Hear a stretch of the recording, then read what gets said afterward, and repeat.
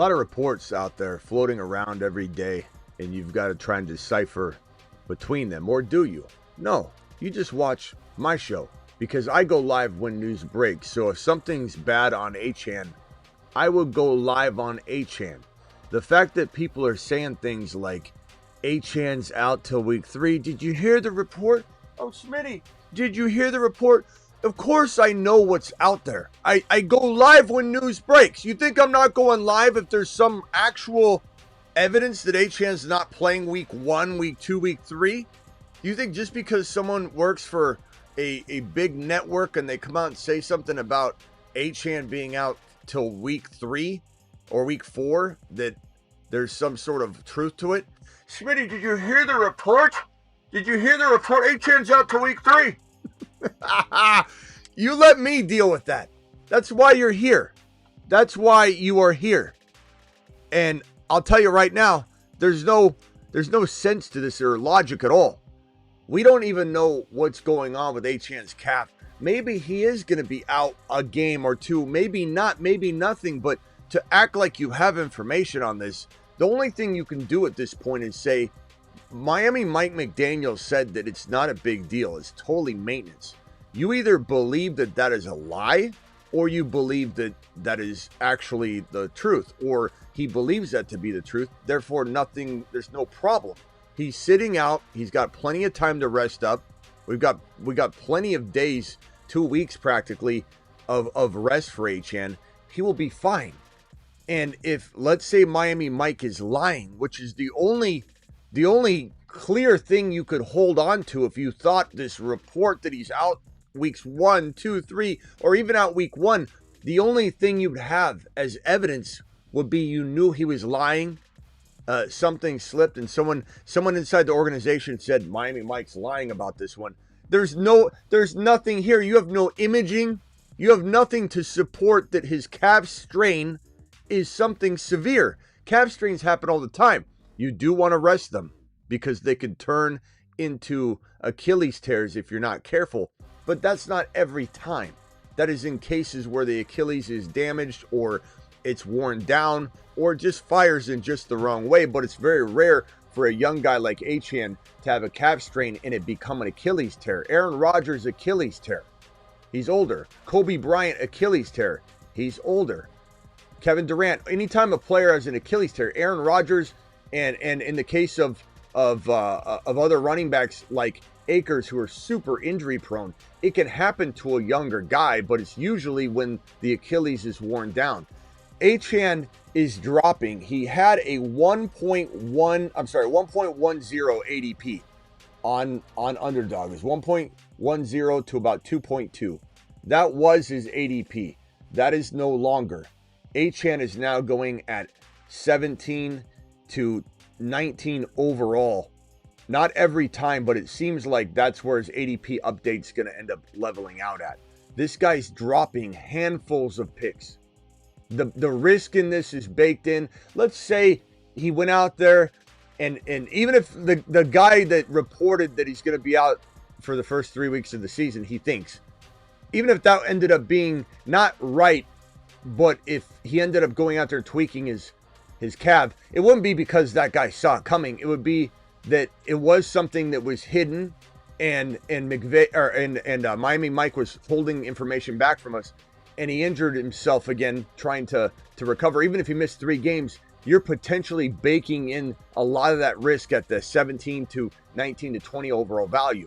He's not going to sit out week 1. I don't know where this is coming from.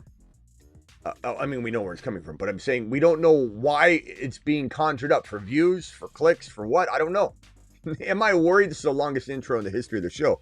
Am I worried? 0. I mean, am I kind of like wondering, okay, never like when a guy gets hurt and he's going at 8 overall, let's say. Am I a little concerned? Yeah. Am I concerned now with the new found ADP, the drop in ADP to 17, 18, 19 in a existing redraft league where it's already drafted, where you can acquire Achane from a Panic Peter right now at a mid to second equivalent type trade value? 0 concern. All of the risk is now baked, fortunately, into this situation. And I'll tell you right now, I'm buying at every turn that I can. because people are freaking out over this. We also have Zach Charbonnet. About an hour or two after my video this morning posted, there was a post that I guess Yahoo did that said that the speculation, it was a speculation piece, but saying that the injury history to Walker is concerning, and there's reason to believe that Charbonnet would probably get a split backfield instead of being a backup and trying to fight up and grab that job. And it was a spec piece. It's no different than my video coming out. Maybe he even watched it because it came out 2 hours later. This is one of those things where we're scooping up Charbonnet left and right. Charbonnet is a league winner. And unfortunately, the world's going to catch on sooner than later. It seems like it already started this morning after the video. About 2 hours later, a lot of buzz starts happening. The video was recorded at like midnight the night prior, dropped early in the morning, and now everybody's racing to draft Charbonnet a round or two higher. Everybody's trying to acquire him in a trade. Everybody's talking him up. Charbonnet's winning leagues, but the good news is he's not climbing anywhere near outside of a value or territory where he's still a complete steal.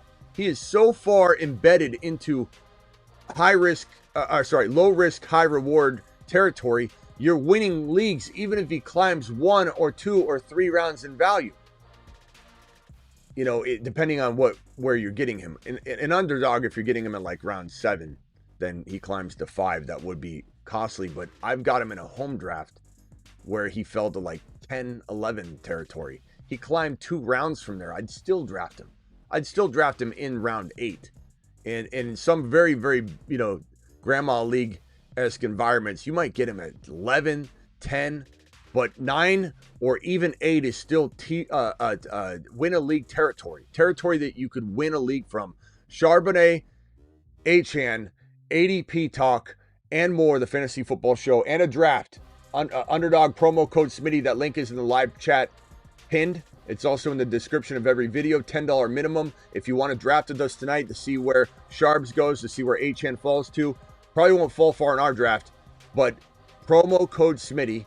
Promo code Smitty. Links in the description. Links in the live chat pinned. They'll match your first deposit 50%. That show begins right now. Live from the FantasyFootballShow.com studios. It's the Fantasy Football Show. Live! Monday through Friday, 8 p.m. Eastern. Smitty is also live whenever news breaks. Panic Peters, man. Panic Peters. Let's go to the panic chamber. Panic chamber, baby. You are entering the panic chamber, brought to you by theattic.shop. Vintage movie tees and hoodies. Are you a panicked Peter? Let's find out. You are entering the panic chamber. Chamber.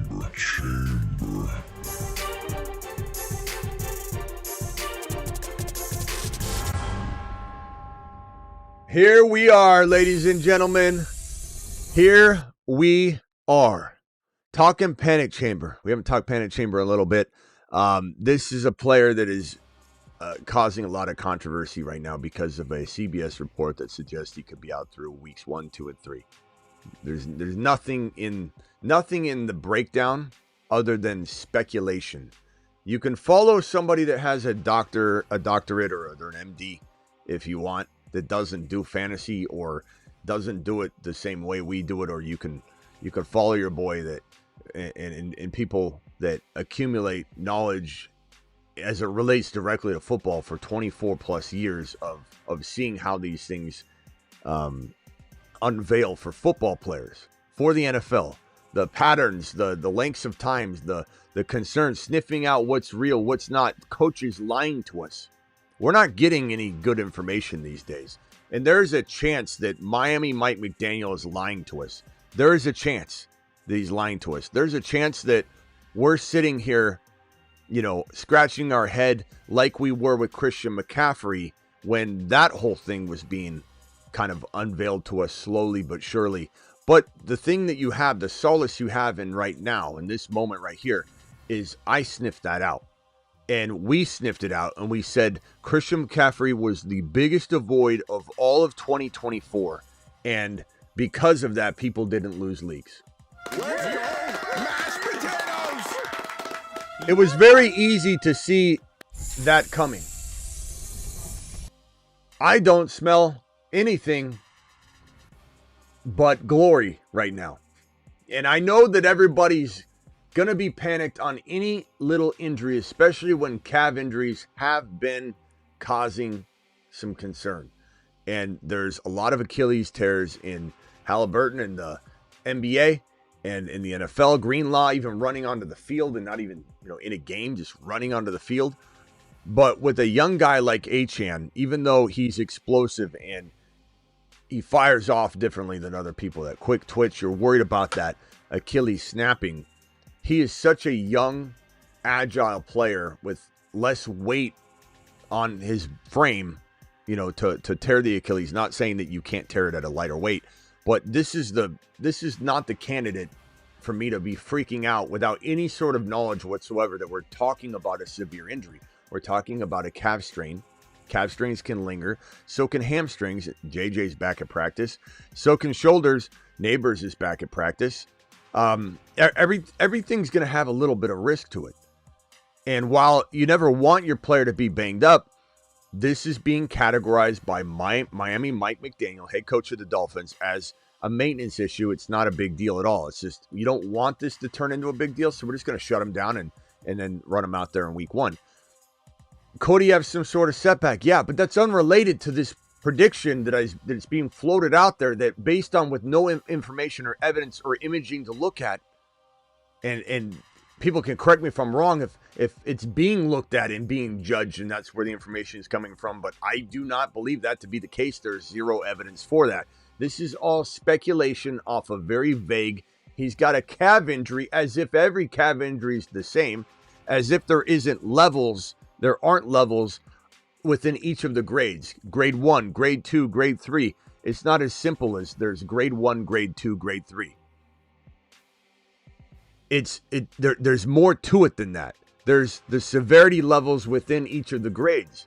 You could have a very, very minor strain, and it's going to be categorized as a grade 1, and they could have one that's borderline grade 1, borderline grade 2. Example, case in point with an ACL or a PCL, when Lamar Jackson a few years back tore his PCL, it was between a grade 2 and 3, and he didn't need surgery, but it was so close they weren't sure. So it was borderline grade 3. Borderline is different than just a very, very barely meets the minimum standard to be a grade 2. There's so many levels in between. To come out and act like Achane's resting weeks 1, 2, and 3 is so wild to me. There's no panic chamber here. There's no episode here. He's safe. You are safe. There's no closing of the doors here. The only doors we're closing are on people that are panicked and running away from this stud right here. And honestly, a lot of the people, so we're done with the panic chamber. There's no panic chamber. Panic chamber canceled. Panic chamber canceled. Alert. Stand down order in effect. Panic chamber canceled. The only people panicked right now are those that have been throwing more bad onto bad. More bad takes onto bad takes. The people that are scared of Achane, the people that didn't believe in him to begin with, the people that threw so much mud on this guy and constantly tried to tear him down. He's injury prone. He's too small. What if Tua goes down? Give me some more excuses, please. Achane didn't get hurt last year. He's injury prone, Smitty. Is he? Because he didn't get hurt last year. And his 2 knee injuries his rookie year were freak. They were freak injuries that would have happened to you or me or to anybody. And even when he came back after his kind of freak knee injury, the first play, somebody did a suplex right onto his knee. His knee was like this, and somebody just ran and jumped right on his knee. And they're like, oh, God. He went to the sideline. He was deemed to be okay to go back in. Miami Mike said, no, keep him out. Keep him out. Mike didn't want him in there. He said, keep him out. Achane never returned to the game, and then he missed more time, and then he came back. And everyone's like, oh, he's so injury prone. These are 2 freak knee injuries, one of which wasn't really even re-injured. It was more of, okay, it's sore still, and the guy did a suplex on his knee. It was the worst, coincidence ever. And everybody coins him as this injury prone player. Oh, he can't handle the workload. That's why they got Ollie Gordon, so they don't have to worry about Does he take too many carries up the gut? Is he running up the A gap and B gap way too much? And don't we want to get him on swing routes and get him open in the flat, run some screen plays, have this man run a bunch of stuff to the outside? That's where he's effective. Open space to the sidelines. Throw it to him in the flat. This is a guy that can catch 70 plus mother freaking footballs in 2025. Achane, 70 plus passes. Yeah. Gibbs, 70 plus passes. Sure. Hendy can catch 70 plus footballs. That's what this guy does for a living. You can be scared of Achane all you want. I'm drafting him all day long, especially at his newfound ADP, which seems to be right around 2.5 to 2.8 right now, which is straight up glory. And you know what else is glorious? When Who Dat Lolo drops his $50 super chat on everybody. And again, thanks for those gifted memberships earlier. And if New Age is out there, thank you, New Age, for dropping those gifted memberships that I missed the other night. I want to make sure, I haven't seen him in here since that, and I just want to make sure he knows that. And BBQ, appreciate you. And Who Dat Lolo dropping a straight wad on the chat tonight. Who Dat, appreciate you. $20 hauler in the house. Let's get him taken care of. Alert. 50. Super. $50. Give me $50 holler. Get by the brother Smitty. Give me $50. Oh. Who Dat Lolo dropping the 50 watt. Appreciate you. And the question is, just got pick 11 in my big pot home league 12-man. Big pot. I haven't heard that phrase in a while. Big pot league. Let's see. Went back-to-back champ thanks to you. Going for a three-peat, just like Mahomes, but this time get it done. Okay, Who Dat, do that for me. My plan is to get Genty as it should be, then BTJ as it should be. Or BTJ first, and if Genty's taken, then Bucky or Brown. Couldn't agree more with your plan of attack. Would I be crazy to go Harvey, then Hendy at 3.1 and 4.1? Well, first of all, you'd want to make Harvey or Hendy the 3.1 and Harvey the 4.2. You're not crazy. I think what you're going to see me do in the next couple of days, bro. And when I say that, you guys know me by now. When I say something like, hey, you know what I think I'm thinking, in about a day or two, I think this is going to happen. I got a gut instinct that I'm going to start thinking like this.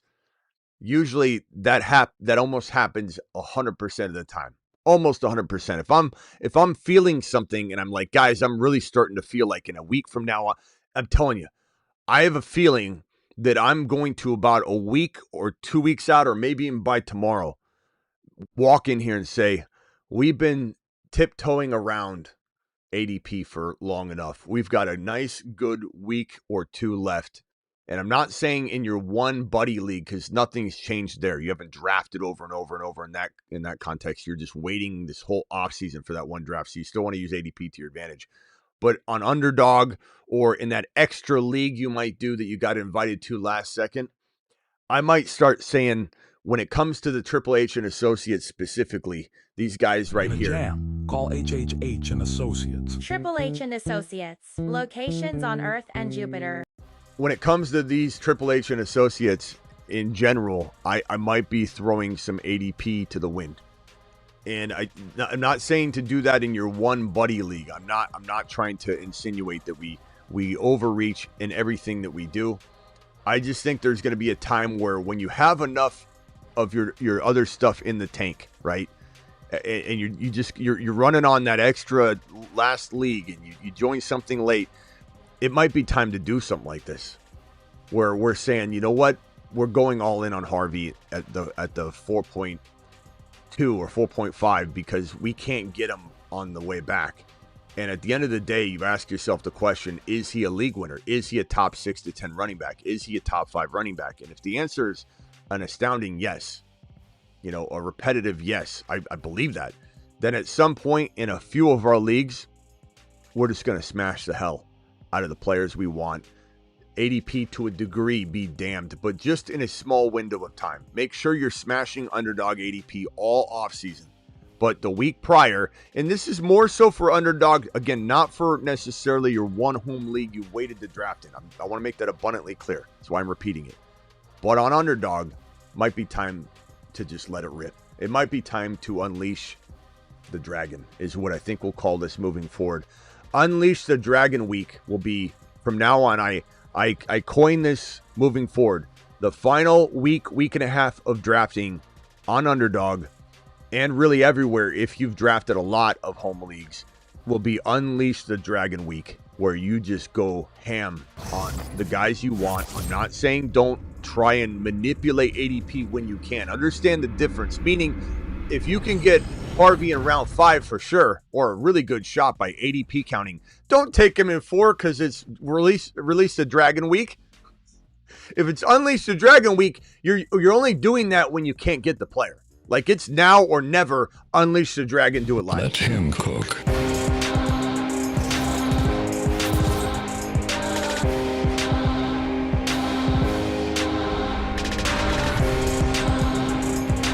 Does that make sense? I'm not saying take Harvey at 4.5 when you can get him at 5.5, especially counting ADP. But if you're at 4.3, 4.4, and there's no way you're getting him back, you've counted the ADP.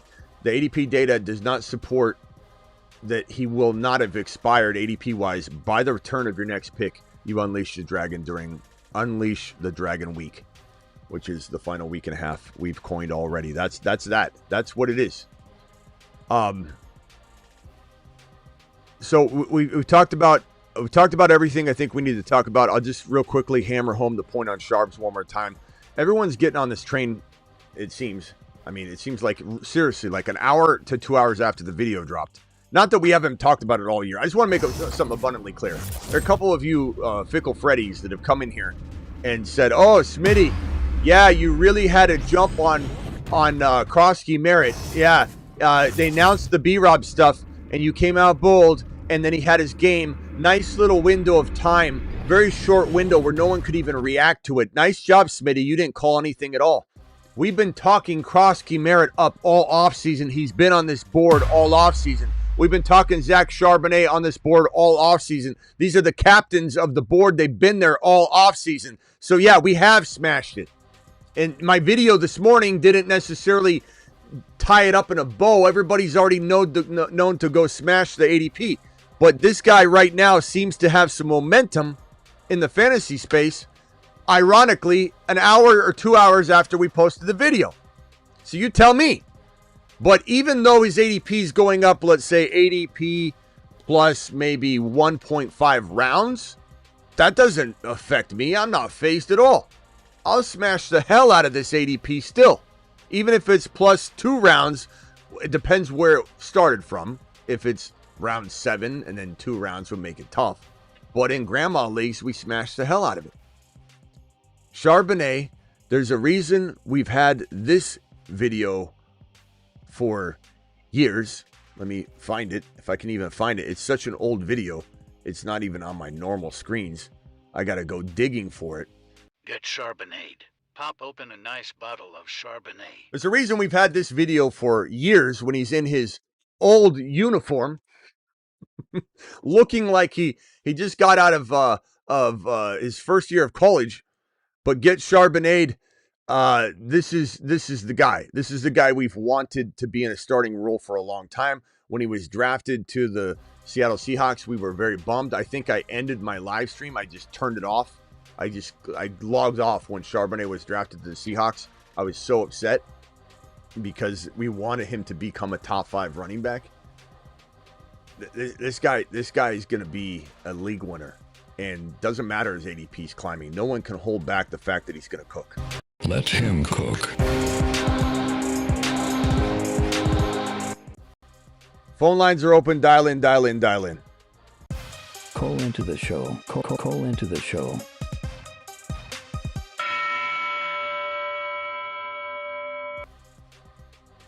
We'll have a conversation about both of these things.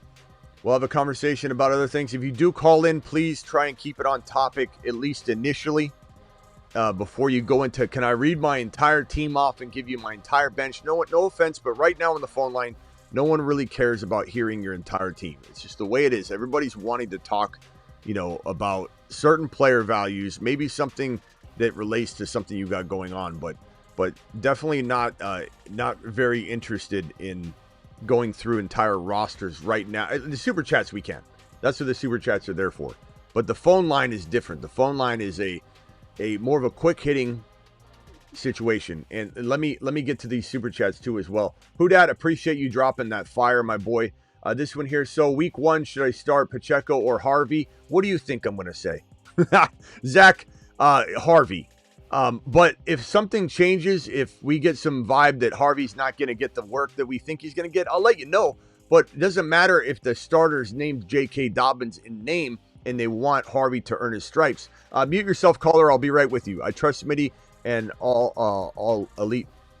You all should elite fantasy analysts. Thank you. Appreciate you, Zach, for dropping the super chat. But yeah, I don't care if even J.K. gets the start in name. Doesn't matter. Harvey's going to rip off run after run, bro. Redraft, trade 8 pick and 48 for 20 and 21. This is a tough one because 20 and 21, mute yourself, caller. I'll be right with you. 20 and 21 becomes a tough place to draft. It truly does. It becomes a really tough place to draft because you're literally running out of players and talent sometimes, and then other times Bucky's there. On underdog, Bucky falls to like the 18, 19, 20 range sometimes, and he goes at 14 or 15 other times. So my fear for you would be this. My fear is that you miss out on Genty. You miss out on anybody else that could fall there. If this is BTJ or St. Brown, I'm going to tell you to do it. If you believe you're getting Genty, I'm going to tell you not to do it, because at 48, you still might get Harvey or Hendy. You still might get Garrett Wilson. You still might get MHJ. And Genty and Garrett Wilson's probably better than the 20 and 21 if Chase Brown's gone, if Bucky's gone, if all those guys are gone and you're forced to take like a JT or somebody that I'm not signing off on, then all of a sudden I don't like the pick. And 48 might not be that big of a difference between 21 if things are getting scooped up left and right. However, if you believe you can get a Bucky or London, and then you could at least get Kyron, then I'm on board with it. I'm on board with it. Even if you could get Genty, I'm on board that if you think you're getting Bucky and Kyron, or Bucky and London, or London and Kyron, I'm definitely on board with it at that point. But only if you can guarantee me that you're getting that. And I know you can't fully guarantee me, but in your mind, you feel like this is a very easy call. K9 owner bought Sharbs for 27 second and K9 for Harvey. K9 owner bought Sharbs for 27 second. K9, okay, K9 for Harvey. Yeah, of course, I'd take Harvey. Harvey in a second, bro. Not even close. I love Walker, but it is what it is, bro. Should I keep Bowers or Henry in a 10-man league? I'm going to keep Bowers, especially if there's continued keeper value, and even if there's not, I will. Rice and Hendy for Kamara and Evans. Rice and Hendy by a country mile, even with the likely what I project to be a 4 to 5 game suspension at this point. Want to take MHJ at 3.1 in my home league? Thoughts? It's not the end of the world. You have the MHJ avatar, so you are very blinded, I can tell, but we have to be careful not to take him too early. I think 3.1's borderline too early. I feel like there's always going to be somebody better there, so maybe trade down if you can. If not, start another league and don't force something. 3.1's kind of high. I feel like you could get him at 4 right now. People are doubting him like crazy. And maybe if you draft with a bunch of Arizona buddies, then you might not get him in this league. You might have to just start another league. But don't force it, my guy. If you give me the players that are on the board, like give me a couple players to rank and I'll rank them and give you a confidence level of how much more confident I am that I'd take, these 4 players over MHJ. Or if it's really close, then you can lean MHJ. So give me a list. Smitty, can't call in tonight, brother, but considering taking Achane with my first pick at the 1.12 if the panic allows. Thoughts? Achane video. Bro, I as I just alluded to, I'm not concerned about Achane. Would I take Bucky over him? Like, am I concerned enough to say I'll go Bucky? Like I said, if he didn't move an ADP value, I would say that there's a little concern, right? Take Bucky. Take London. That's it. We're talking about Genty's gone. You know, 1 or 2 players, maybe BTJ, and then see if he falls. You know, test the waters. And you're drafting at 12, so it's 12, 13. He will fall. I can tell you that. If you pass on him at 12, I can guarantee you, if you're in a 12-man league at least, he will be there at 13. But if let's say you're drafting at 10, see if he falls. You know, that's what I would do. And I'd take Bucky. But because his ADP is now falling to 15, 16, 17, 18, now I have zero concern again. Now I'm all in again. Now I have no concern and I'm scooping it up. At 12, would I take Bucky? Yes. Would I take Genty? Of course. Would I take BTJ or London? Probably with Achane. Yeah, I'd take one of them. Would I take BTJ and London over taking Achane? Go wide receiver? I don't hate that idea because I'm contemplating BTJ anyway. So if you have any reservations at all and you know your league's going to allow Hendy and Harvey, Hampton, a trio, a Kyron and a Hendy, something like that to fall to you, then I'm fine with going wide receiver. So it really just depends on your league. But 12 is where you could still say, yeah, all things equal, I might lean 1 or 2 other guys at 12 just because he has a calf injury. But there's no signs that he's missing week 1. That's the context here of tonight's show. It doesn't mean that it couldn't evolve there, but there's nothing yet to make someone say that. So it's all guesswork. It's kind of like saying, this is as bad as if when Lamar hurt his wrist today. Okay, everyone was panicking, coming out and saying he's going to be out through weeks 1 through 3. Could he maybe have been out weeks 1 through 3 before we knew what had happened, before the test came back, before they looked at it? Sure, you could take a stab and throw that at the wind and hope that it doesn't blow back in your face. And you could be right, but look what would have happened if somebody did that. It was a total guess. Right now, suggesting he's out through weeks 1 through 3 is a guess. There's not saying it can't happen, but it's a total guess. It's clicks, it's views. That's all it is. There's no evidence, not any at all, that he's going to miss weeks. In fact, it's the complete opposite. His head coach went to a podium, sat there leaning like this, as he does, and he's such a weird guy. And he goes, "It's maintenance. It's not a big deal." No evidence. We have no evidence. We have anti-evidence. We have the reverse of evidence that he's missing time. 10 spot, 12 PPR, got Genty, Bucky, Garrett Wilson, Marv. See, this is where you get Marv, bro. Look, he's got Marv, but he's his 4th player. That's how I want you drafting Marv. Worthy, Hunter, Nix, Hendy, and Harvey. Oh, Hendy and Harvey got sniped. Damn it. I'm like, what are we doing? Pick 1 away, 2 away, Debo.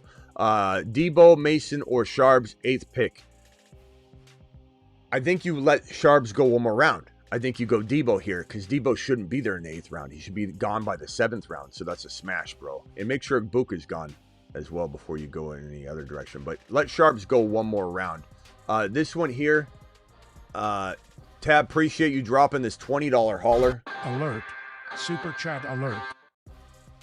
Can't thank you enough for dropping the 20 watt on screen. You guys are amazing. I can't thank you enough. I could only do this. I can only do this because you guys are here. It's that time of year again, Smitty. 2 out of the first 4 first place finishes last season. Thanks for that. Keeper league. I'm in the 2nd pick. Should I keep Achane for a 6th rounder, Bucky for an 8th, or one of the 2 with Josh Allen as a 3rd? I wouldn't, unless it's super flex, which I don't see that here, and I don't think you'd have him there anyway as a keeper. So 1 QB, I don't keep Josh Allen, bro. You draft him in the 3rd round, so there's no real value here. I love him, but I would not do that. I would keep both of your RBs. You're starting off. Think about this: Josh Allen in 3, or you keep, let's call Achane in 6, right? And then now of the 3rd rounder. And then you just draft Josh Allen again. If you keep Josh Allen, I'm not saying Josh doesn't go earlier in the keeper format, but in theory, it's possible you're getting Josh Allen type quarterback value. Imagine keeping Josh Allen and the alternate universe version of you sitting there going, if you just kept Achane, you would have got Josh Allen in the 3rd round in your draft, and you would have had Achane and Josh Allen. What in the hell are you doing, bro? So Tab, is 2 running backs, no question whatsoever. Don't put yourself in that position where you're reflecting back going, man, I could have just drafted Josh Allen again with that 3rd keeper pick. Dynasty accepted Bucky for Kyron. I take Bucky all day, and I love Kyron. Trade earlier. Owner said he countered by mistake and wants Bucky back. Another owner said You lost the trade because Kyron had 3 good seasons with Bucky. Bucky had 1. Don't overturn it. That's his fault. He shouldn't have sent you the trade offer. You're in a big boy league. Pull your big boy pants up. He regrets it. It has trade remorse. You don't accidentally counter a trade back. That's BS. So, especially if he altered it at all. If he didn't alter it and it just got resent back exactly like you know, it got pulled or something, that I could maybe believe it, but I still don't care. Like, this is a big boy world. Pull up your big boy pants. Smitty at 1.7. I'm taking Genty.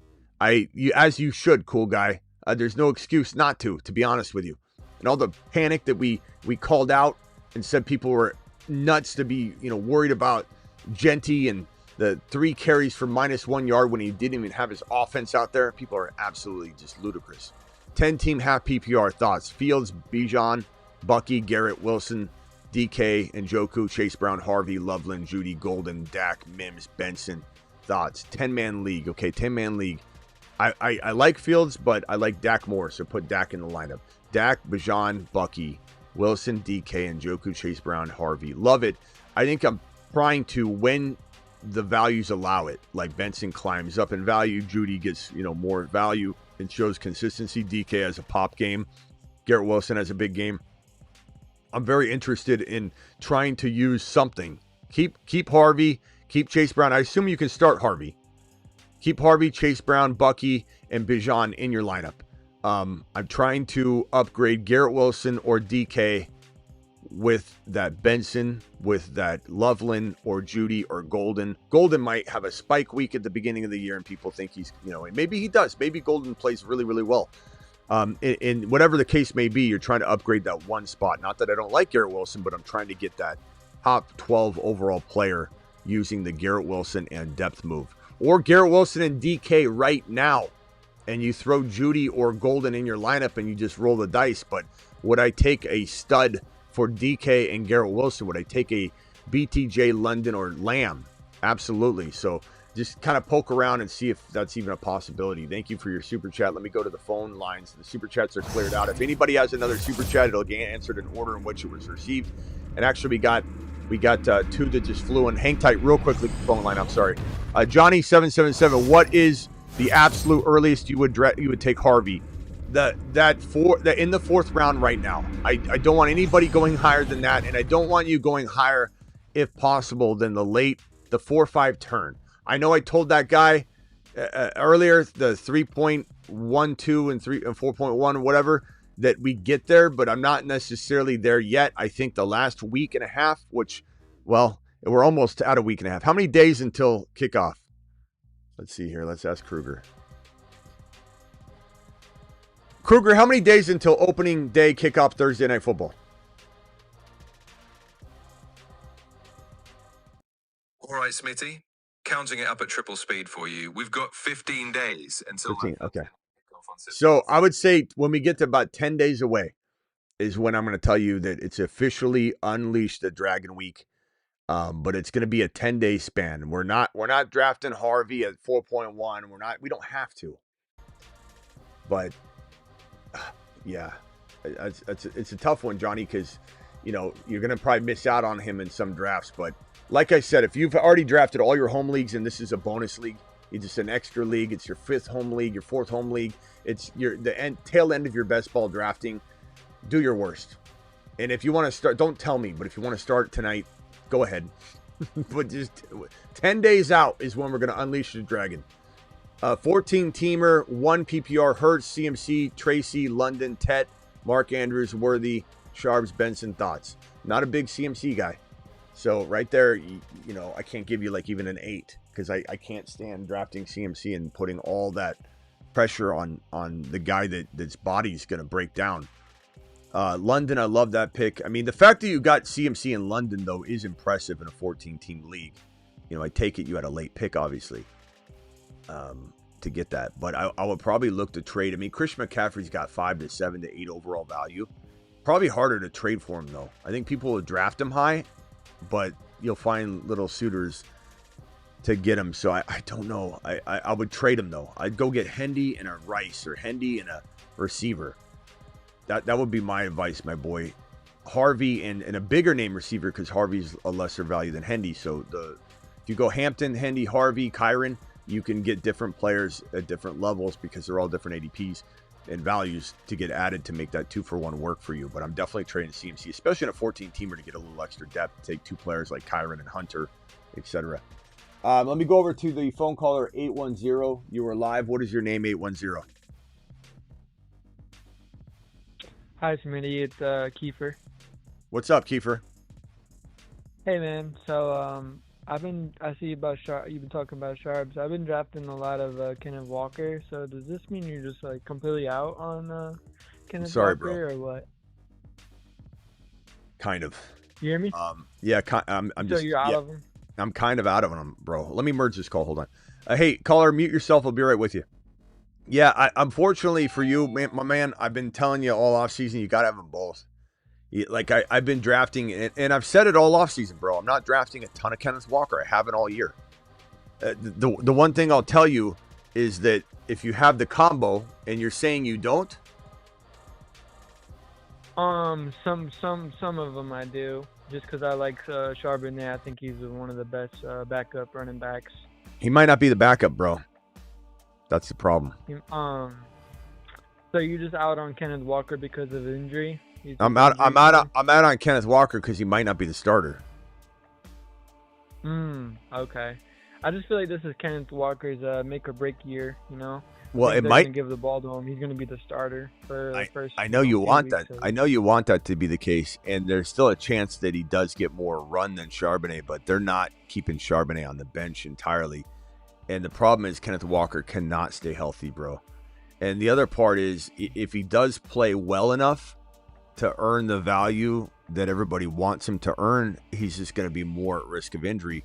But hopefully he plays well and they trade him. And then in the case where you have Charbonnet and Walker, you have 2 starters now. And in the case where you don't, at least you have him going to a place where he's uncontested running back 1, like Chicago or Houston. But I just have a bad feeling he can't stay healthy.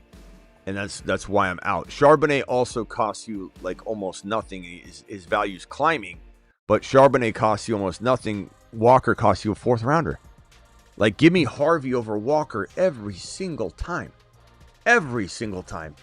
Give me, obviously, Hampton and Hendy over him. Give me Kyron. And you know, Walker and Hall are kind of similar in that they both have huge upside, but there's a lot of risk involved too. I still like Hall probably over Walker. And I certainly like a bunch of other receivers more than Walker. So I know you want it to be the case, bro, because you have a lot of shares. But if I were you, I would start trying to unload some of them. Go after Harvey while you can still maybe even do a straight up trade. If I could make a trade for you without your permission and just press this button and trade all of your shares in for Harvey, I'd press the button without you knowing. You pull up your team, you'd be like, no! And I'd be like, don't worry about it. It'll be fine. I mean, just when take I a say seat. lie, it's not. I didn't say a lie. I have drafted him though quite a bit because I like him this year. Oh, I know you like him, but that's the reality, bro. Sharps is on the rise. You know, I dropped that video this morning.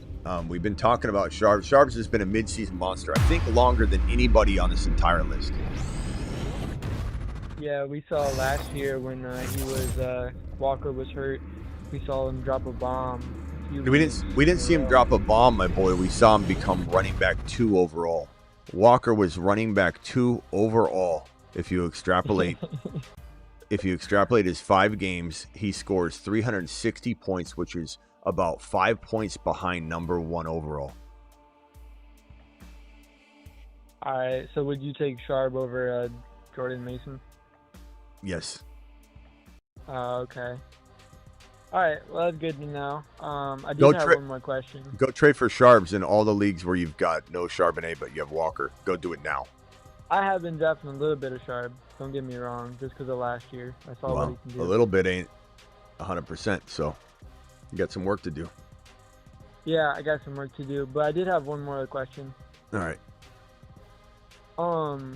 So this is one of my favorite players, but I never hear you talk about him. I watch all your videos, and he's like one of the top 10, wide receivers. You never talk about Amon-Ra St. Brown. Is it just because you don't like his ADP? No, we talk about him a bit. I have the Amon-Ra St. Brown video. I mean, he was maybe you didn't hear me talk a ton about him this offseason, but and I know it sounds like to an incoming person that I just say this about everybody. Like Smitty says he was on first on everybody. There was nobody higher on St. Brown heading into his breakout year. Nobody. I can prove it. I can show you the videos. I can show you the extrapolation of the data that we talked about. I got the St. Brown board somewhere if I found it, where we go over his final 4 games and we say this is not a lot of data to go on, but his 4 games from his rookie year that he only played well at the end of the year outscored everybody in the league except for, I think it was JJ. It was one wide receiver ahead of him, one. And so nobody likes St. Brown more than your boy. Proven. We need to get that St. Brown video with the trending charts upwards. Well, I got. See, you just want me to like everybody you have, though. You're very biased. You know that, right? No. You are, and that's okay. But you got to learn. You got to learn to let go of that a little bit, because you're like, no, I really think Walker's gonna. Bro, what do you really feel about Walker? Down deep in your soul. You can't tell me you're like, yeah, this is the year. He's running back worried, 1 unless he gets hurt. You're worried as hell about him, is what you are. If you're really digging deep, where's my video? Hold on, let me try and find this. This Amon-Ra video. I don't know where the hell the video went. I have it here somewhere. So you feeling good about the Seahawks offense? Yeah, I'm feeling really good about their run. I think that once Milroe gets in there, they're gonna freaking ball out, bro. They're gonna be insane. Where's my damn St. Brown video? Sam Darnold starting. Once Milroe gets in there, I said. Once Milroe gets in there. Once Milroe takes Sam Darnold's job and rips it away from him, licks his hand, slaps him in the face, puts his shirt over his head, and knocks him over. That's what it's gonna feel like. Milroe. Week 3, 4, 5, maybe sooner. I mean, depends. If he sees ghosts right on opening night, then we might see him before the fourth quarter. But Sam Darnold, the problem is gonna be, bro. This where's my? Here it is. Damn it! I finally found it. Here, hold on. Let's see it. Legend has it if you say St. Brown 3 times in the dark in the bathroom, you will immediately lose your league. Keep in mind, St. Brown was one of the very original Moonmen. So, and it was, I mean, let me see if I can find the graduation board, the graduates or whatever. I'll look for it later. But anyway, I got to go, bro. Appreciate you. I got more calls. Keep an open mind, my man. Appreciate you. Don't be quadruple stamping a triple stamp with your teams and just having, you got so many Walker shares, I can tell, and you're just wanting it to work out. To the moon. Sharp to the moon. All right, later. Johnny, then Travis. Johnny, you're live. Hey, you know what's crazy is I was listening to you, him ask you that question, and I was on the fantasy football show. And you have Zach Charbonnet 2 spots behind Mason, and you're like, oh, definitely Sharp. So, but that news came out or something since you updated this or what? You got to understand something though. The rankings, whenever you find rankings, sometimes they're going to be ranked on, because if I put him too high, bro, people will draft him there. So the rankings, a lot of times you need to accompany the context with it. Because if I put Hendy, if Hendy's in the top 5, 6 running backs for me, I can't put Hendy in the rankings there, bro. You got to use the context of the. Let me merge this call. Hang tight, mute yourself, please, and then I'll be right with you. The rankings, like on what he's talking about, is on my thefantasyfootballshow.com. I probably will rise him up a little bit more over the coming days, just because it's, like I said, we're getting to that pedal to the metal type of thing. But the thing about rankings is it's a fine balance of, do you rank them the way that people should be expecting the outcome so that they don't miss out on what your thinking is, but you tell people that, or then they misuse it. They go to their draft. They draft Hendy at number 7 overall because you have Hendy ranked as running back 5 because I'm ranking him how I expect him to finish. and I think Christian McCaffrey's not going to make it through the season and be outside the top 20 running backs, and I rank McCaffrey at 25, and someone's like, what in the hell's going on with your rankings? Why is McCaffrey 25? So I have to rank McCaffrey in the top 10 running backs, but the context is don't draft him. You know, it's a tough balance in rankings because no matter what you do, people, they don't always understand the concept.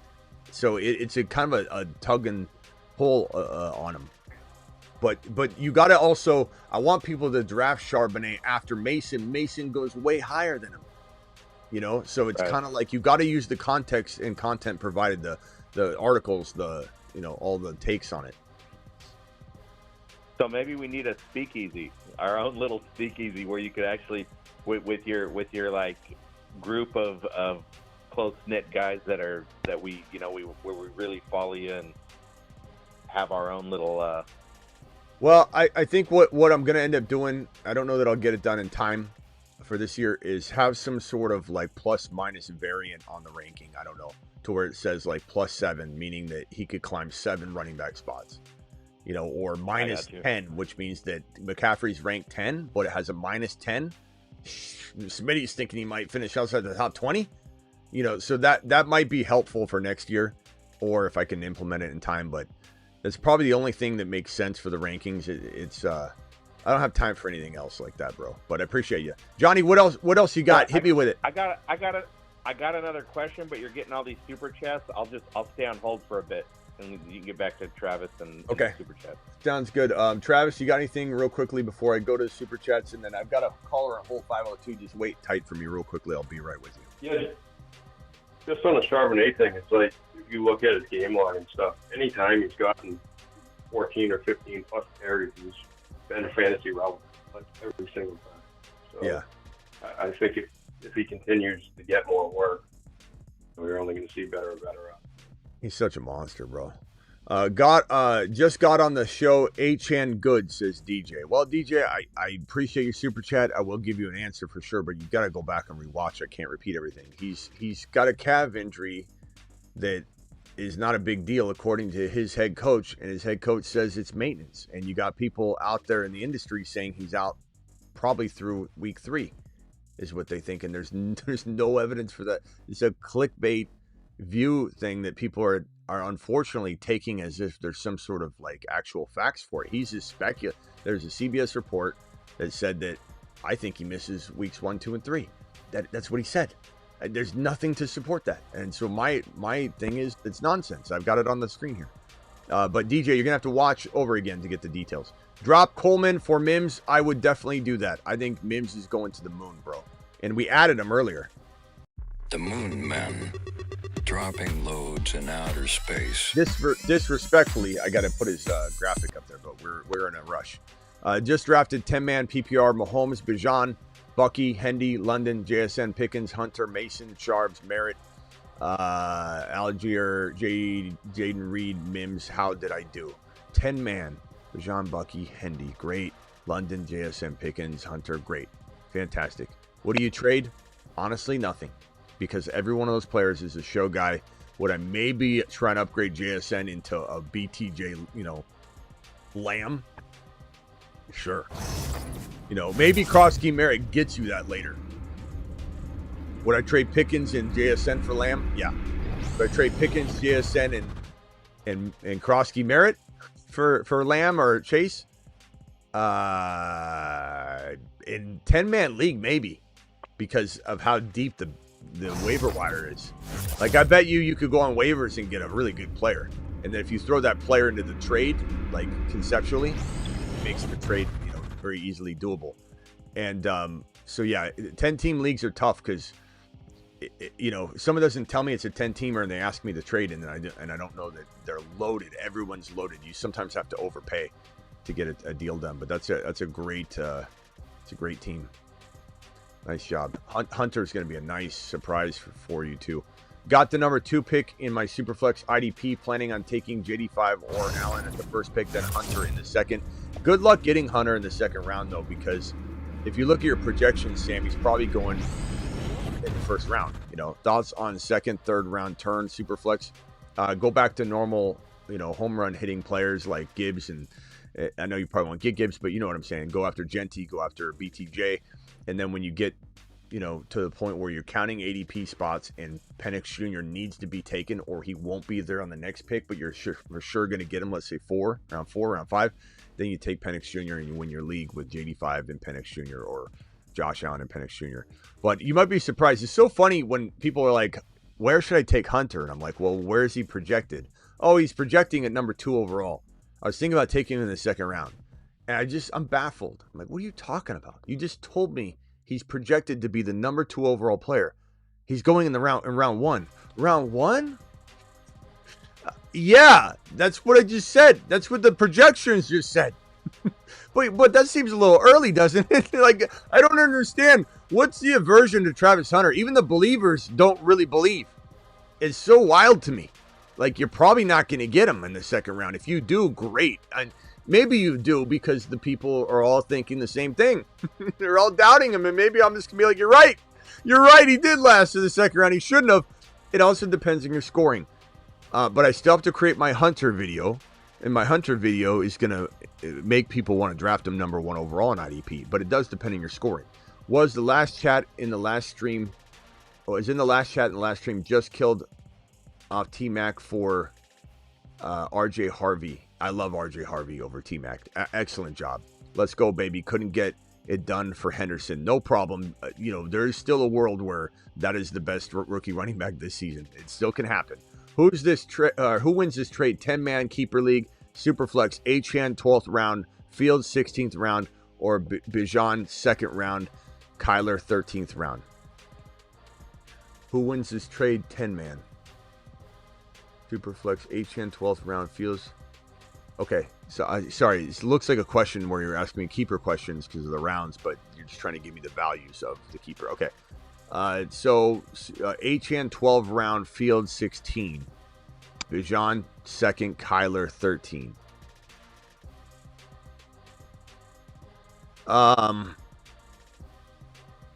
Probably the Achane. That's value. Yeah, it depends. I mean, if Fields, let's say Fields fails, then you could lose the trade. But I mean, Kyler could fail too. Yeah, who can you get in the first?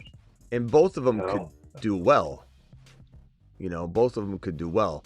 But yeah, I would say Achane 12 because that second round pick that you're going to get by going with the Achane side, who's that player? Because at the end of the day, it's that player, Achane and Fields, for Bijan and Kyler. Because you don't get that pick if you have Bijan kept in the second round. So my guess is that, and you're not looking at it right, my guess is you're looking at it without that, but you need to be looking at that. The second round player that you're getting with Achane and Fields crushes Bijan and Kyler. It's like not even close, Cody. You got to look at it that way, or you're throwing something away. It's kind of like when you sign a car, when you buy a car and you don't care about the interest rate. Like, somebody will walk in and say, yeah, we can't make that payment work. You want $350 payment on the 60 term loan. You know what? We'll do the $350, but we got to make it a 72-month loan. And you're like, yeah, no, it's fine. You can get my payment. Okay, good. But you don't calculate that 350 times an additional 12 months is $4,200. You're paying. They just walked in and swindled you out of $4,200. And that's what I think some people do when they're not understanding that they're getting rid of that second round pick if they keep Bijan there. Like, you're crushing that trade when you look at it from that perspective. Sam, appreciate you. Sam, actually, this one, I drafted 9th. This is my weekend to do a reach and take Hendy over Kamara in the 3-4 turn. That's not even a reach, bro. At this point, that is just par for the course. I'm drafting Hendy over Kamara every day, all day, every draft, 100% of the time. That is not a reach. Hendy in the 3-4 turn is like taking candy from a baby. That's not even early anymore. Harvey would be, because Harvey's not holding early value anymore right now. Would you like Kenneth Walker in Houston? Not really, to be honest. Chicago, sure. because I think Ben would run the hell out of him. And if Ben makes that trade, that means Caleb's not working out. They need to do something to change it all up. They're going to go run heavy, maybe even Bajent's in there at that point. But in Houston, the offensive line is not the best. But yeah, I guess I would like it. Let me put it this way. If he gets traded, that means it's not good in Seattle, so thank God he's got another opportunity. But do I think it's the best place? No, the offensive line is very concerning for me. So, yeah, I mean, check DM, says Rockout. Thank you, Rockout. Appreciate you. Keep Laporta for 11 or JSN 5-round. Probably JSN, because Laporta, I think I could just draft Ingram later and I'll be fine. And JSN, I mean, you could look at it the same way I was trying to describe earlier, but Laporta and that 5th rounder doesn't necessarily trump JSN locked in there with a tight end later. So I'm not really worried about locking JSN. But JSN at 5 is a deal, but it's not like a win your league deal, Shelly dropping 10 gifted memberships. Thank you so much. Alert. Super chat alert.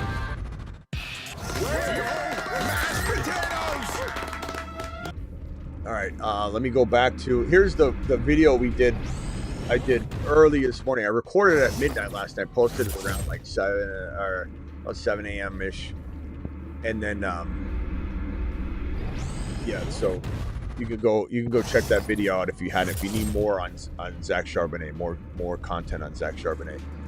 This year from DJ, 10-man PPR, JJ, T-Law, Bajan, Chase Brown, Hendy, Judkins, Rice, Garrett Wilson, Mims, Hunter, Puka, Rome. Just traded Bucky and Waddle for Puka and a Doomsday.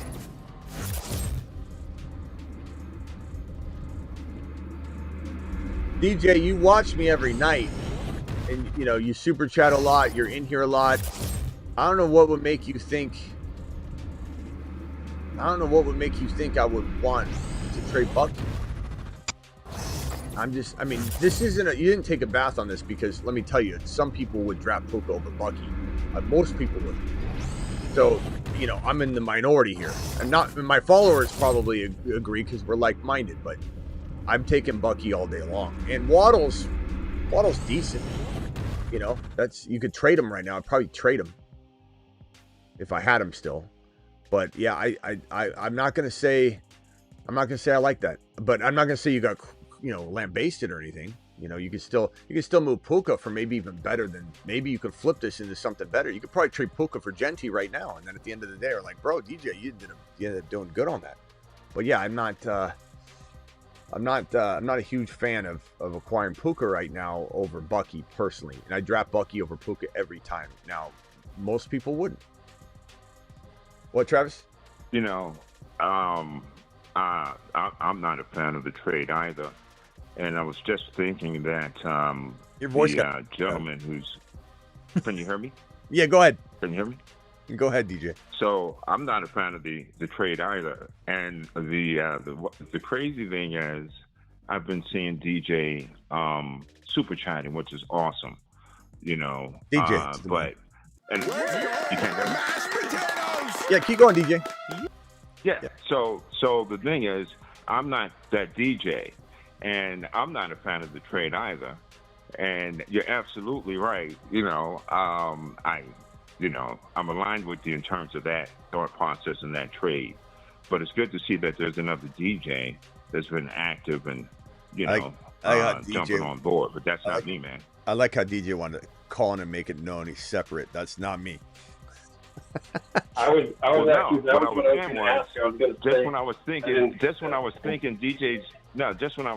DJ is like representing, that's my guy. It's not a bad trade. The majority of that trade.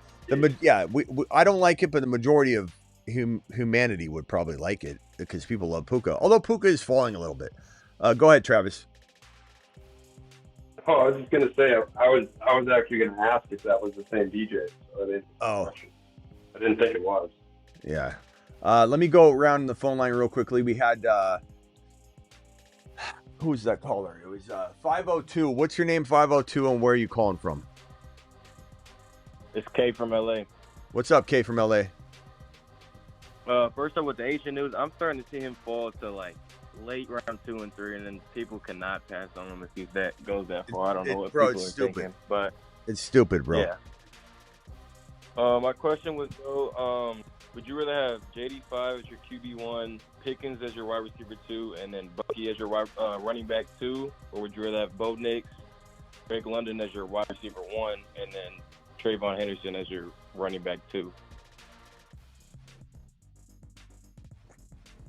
Nix, Bucky, Hendy, Yeah. or And then I'm JD5, confident JD and Garrett Wilson would plug into those other two receiver and running backs. or JD5 and what? JD5, Pickens at the wide receiver 2, and then Bucky.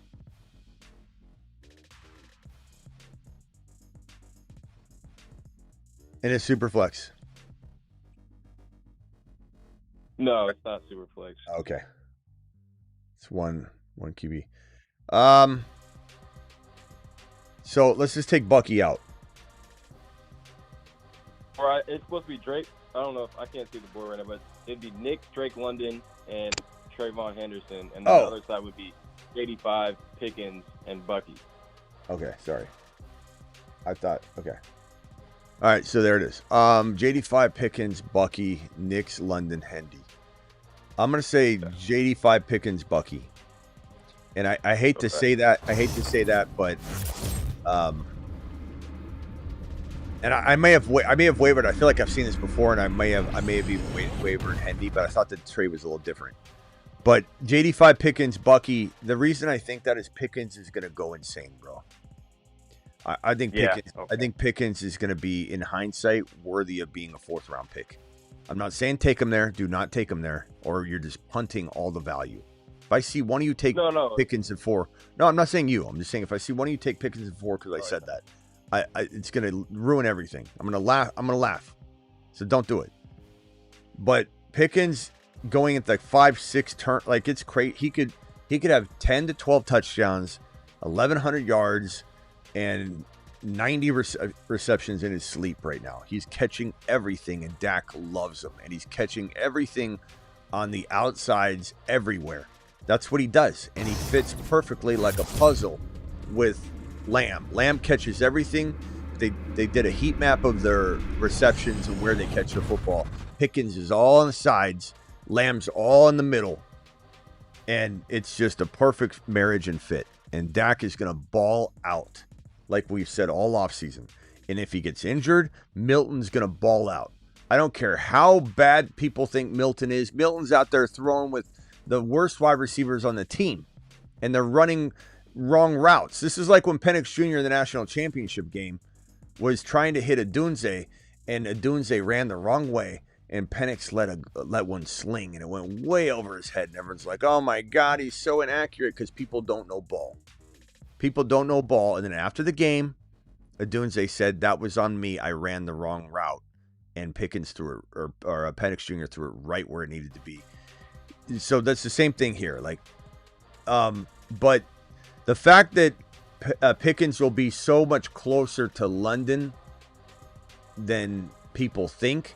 I'm not saying I'm drafting London as a top 5 wide receiver, but I think that you got to take Bucky over Hendy, even though we love Hendy, and they could be very close. And then you got to take JD5 over every other quarterback. So the discrepancy there is too great. Even though I love Nix, you got to take JD5.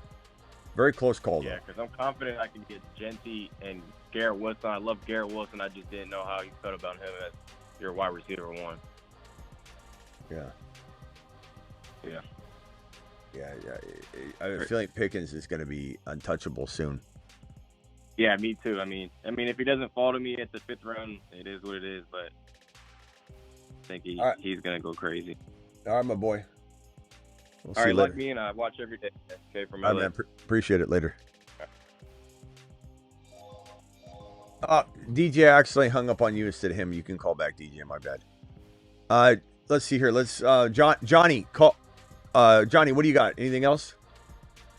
Yeah. Are we drafting tonight? Yeah, we will. Let's figure it out. Okay. So my draft spot, I'm in a $300 buy-in league, and it's I'm draft spot number 3, and I'm going back and forth if I should grab Gibbs or Lamb. I'm leaning towards Lamb because I can get some good running backs after the 3 spot. What are your? Yeah, I mean, I think anytime you think you can really grab those RBs, it makes sense. You know, because Lamb and Gibbs are dead even. It just really comes down to what RBs are you going to get, bro? How likely are you to be able to smash, one position versus another? But if I'm in a box, I'm drafting Gibbs or especially Bijan first and second. But I love the teams that have Lamb and Bucky are some of my favorite teams. If you can't get Bucky or Chase Brown, like if you could get Kyron and Chase Brown, it's fantastic. Yeah, I was thinking even Hampton if those guys are gone. Yeah, I mean it's good, but it's not as good. I mean, but I'm still taking Hampton there anyway. If let's say I were to take Gibbs or Bijan, and I don't like the way the board's falling, I'm still taking Hampton anyway. But Hampton's kind of going there no matter what. I think where I think you're gonna really crush it is if Chase Brown or Bucky fall. But if they don't fall, then you're not really getting Hendy and Hampton are still players I draft, but it's not quite as deep. Yeah, you take Hampton and then Hendy though, yeah. Not necessarily. I don't think I take Hendy in round 2 at all because I don't want to pay that price yet. But I think Hendy's probably better than Hampton. But I like drafting both. Especially You kind of have to draft Hampton first if you want both of them. But right. All right, Johnny. Yeah, it just depends. Hold on one second. Mute yourself real quickly. Let me get this caller in here. Caller, what's your name and where are you calling from? What's up, Smitty? What's up? This is 231. What's your name and where are you calling from? Gump. Oh, Gump. What's up, Gump? What's up, Water Gump? Well, I said, what's up, Water? I just got some water. Yeah, I just got water right next to my table. How'd you know? Well, we call you water. Yeah, first of all, you know better. I'm psychic. We've been predicting stuff all week. Well, I just got a water right here. That's crazy. I know. That's how I know you're. I woke up. Grabbed the water. That's why I call you Water Gump. That's why I call you Water Gump. That's hilarious. Is it okay if we call you Water Gump from now on? You can do whatever you want to do. All right. That's why we're doing it. Yeah, you can do whatever you want to do. All right, hold on. Caller, mute yourself real quickly. I'll be right with you. Anyway, all right, Water Gump, what can I do for you? Yeah. Anywho, the reason why I called was that I need to know this question. This is a big one. Is it either Fields or Penix? Penix Jr. But you can draft Penix Jr. a lot later than Fields, so be careful. Like, don't be drafting. Yeah, I think Penix Jr. is going to make Chicago Bear fans cry. Well, why didn't we take him? Like, what? Get rid of this Ryan Poles guy. How did he miss this? You really think Penix is that's no, Gump. 100%. I'm just saying this for over a year. Well, I need this. My team's it's like a leaf in the wind with this whole question. Well, I mean, I think Penix Jr. has got a cannon on his arm, and that's a pretty good start. Okay, all right. And then what do you want? Penix or Baker? I mean, Baker's safer, but don't be fooled into thinking that Penix Jr. can't be better than that. But I mean, Baker's definitely safer. He had 41 touchdowns last year. But you can have the good news is you can have both, Gump. Just grab Baker and Penix Jr. and start Baker until Penix Jr. makes you make a change, or make a trade or something. But at the cost but at the cost of entry, if you tell me I can get Harvey instead of drafting Baker early or Hunter, then I'll go Penix Jr. later. You know what I'm saying? Well, I'm already past all that. I only got one team, and I'm doing the waiver wire now. I'm playing the waiver wire. Yeah. All right, Gump. Hold on where one I'm second. at. Huh? Okay, go ahead. Last question, Gump. What I'm saying is that I had such big high hopes for Fields this year to get me them 40-point games like he did with Chicago, and it don't look like that's going to happen. Why all the tea leaves? Well, I don't know that. There's a lot of negative people on Fields right now. Like people say Fields can't throw. You got to remember, the people that are telling you all this are the same people that told you that Kyron wouldn't stay healthy, or that Achane would never be a lead back, or that, So don't worry about that. These are the same people that said Penix Jr. wasn't even going to get drafted in the first round. Yet your boy told you he'd go top 10, didn't I? He went 9. Yeah, you told me about Hooker too, and he did. Whoa!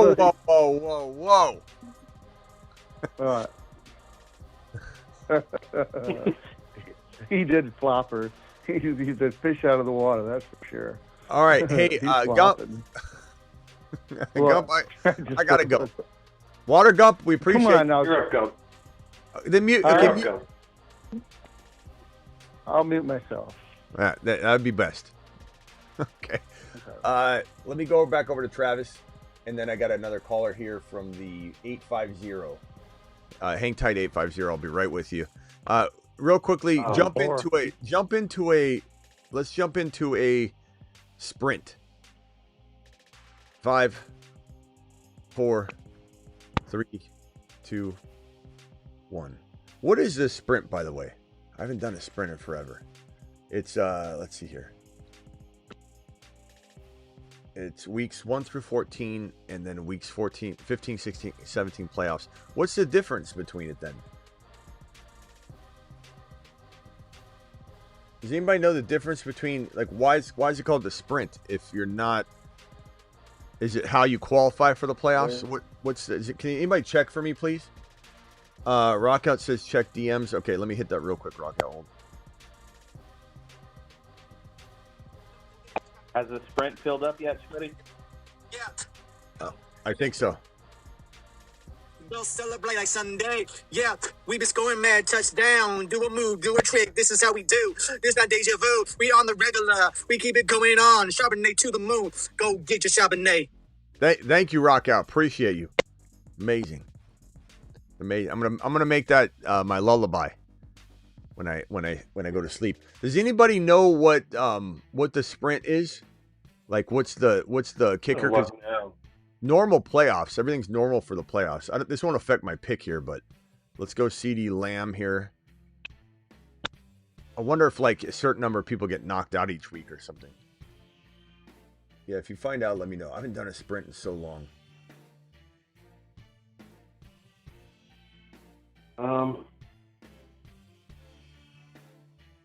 I could ask Kruger. Round 1. Yeah, maybe he'd know. Does anybody know the difference? I'm sure the chat will know. I just haven't done a sprint in a while. I forget. Week 13, well, I'm actually looking at it. Not quite sure I'm interpreting it, but entrants completing groups over the course of multiple rounds. I guess it would be the playoffs. The tournament will have 2 rounds, with each round consisting of groups. Okay, hold on, DJ. I think what it is this cumulative scoring for the playoff weeks. Yeah. So basically, you make the playoffs, and then when you're in the playoffs, whoever has the most points in 15, 16, 17 combined, I guess. Yeah, because round 1 is 12-person groups, and round 2 is 9,300 people. Okay. Round 2 is playoffs. So you get entered into it. You're going up against 9,300 other people. Yeah. For those 3 weeks. So it's a sprint to the finish, I guess. Yeah. All right, rock out. Thank you for this. This is I get the stink face when taking Gentifa in the first round. That's okay. Thank you for the super chat. This one here from Renegades. Renegade says, I'm in a 10-man PPR sleeper mindset. Drafting is getting Ladd at 2 and Hampton at 3 and Justin Herbert around 10. Is this a good stack? In best ball, there's no stack in you should be stacking in non-best ball. It's a detriment more than it's a helpful thing, unless the offense is just like the Bengals, where it's like every week they're throwing. Look at Achane falling. I can't pass on this value. 2.8. It's the man of the hour. Achane falling to 2.8. I mean, to get Lamb and Achane, we've never done this yet. Let him cook.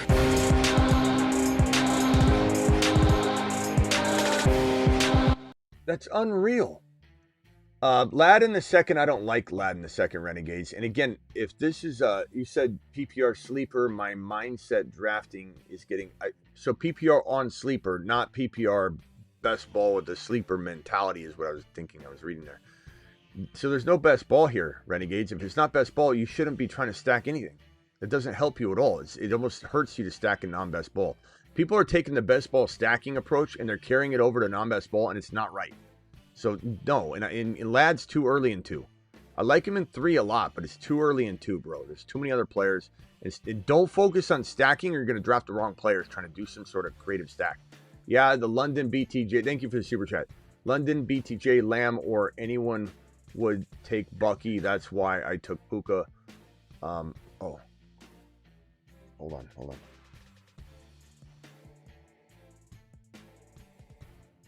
Oh my God. Bowers is still on the board? I was going to time out, so I went ahead and just took Lamar. I haven't drafted Lamar, I don't think, ever this offseason. So, you know what? I thought in this tournament, maybe this would be beneficial. That's all right. Because I think he's going to be tearing it up down the stretch. So I went Lamar. I haven't done it yet. And I was going to time out, and I saw him there, and it went, and I just swiped it. I said, do it. And I'm fine with it. I'm not mad. I didn't time out. That's what I chose. But I was looking at it, and the board's kind of wild right now. There's Cook. There's Marvin Harrison Jr., Garrett Wilson. And I'm not saying I don't like Garrett Wilson, but I've been drafting a lot of them. I've been drafting a lot of Marv. I'm tired of drafting these wide receivers over and over in the third round where I'm just getting Garrett Wilson, Marv, Garrett Wilson. I don't want that to bust all my leagues, so I went in a different direction. I went ahead and smashed the Lamar Jackson. I feel good about it. Lamar, CD, Achane, feeling really good about this. What are the advantageous... I got to figure out how I'm going to...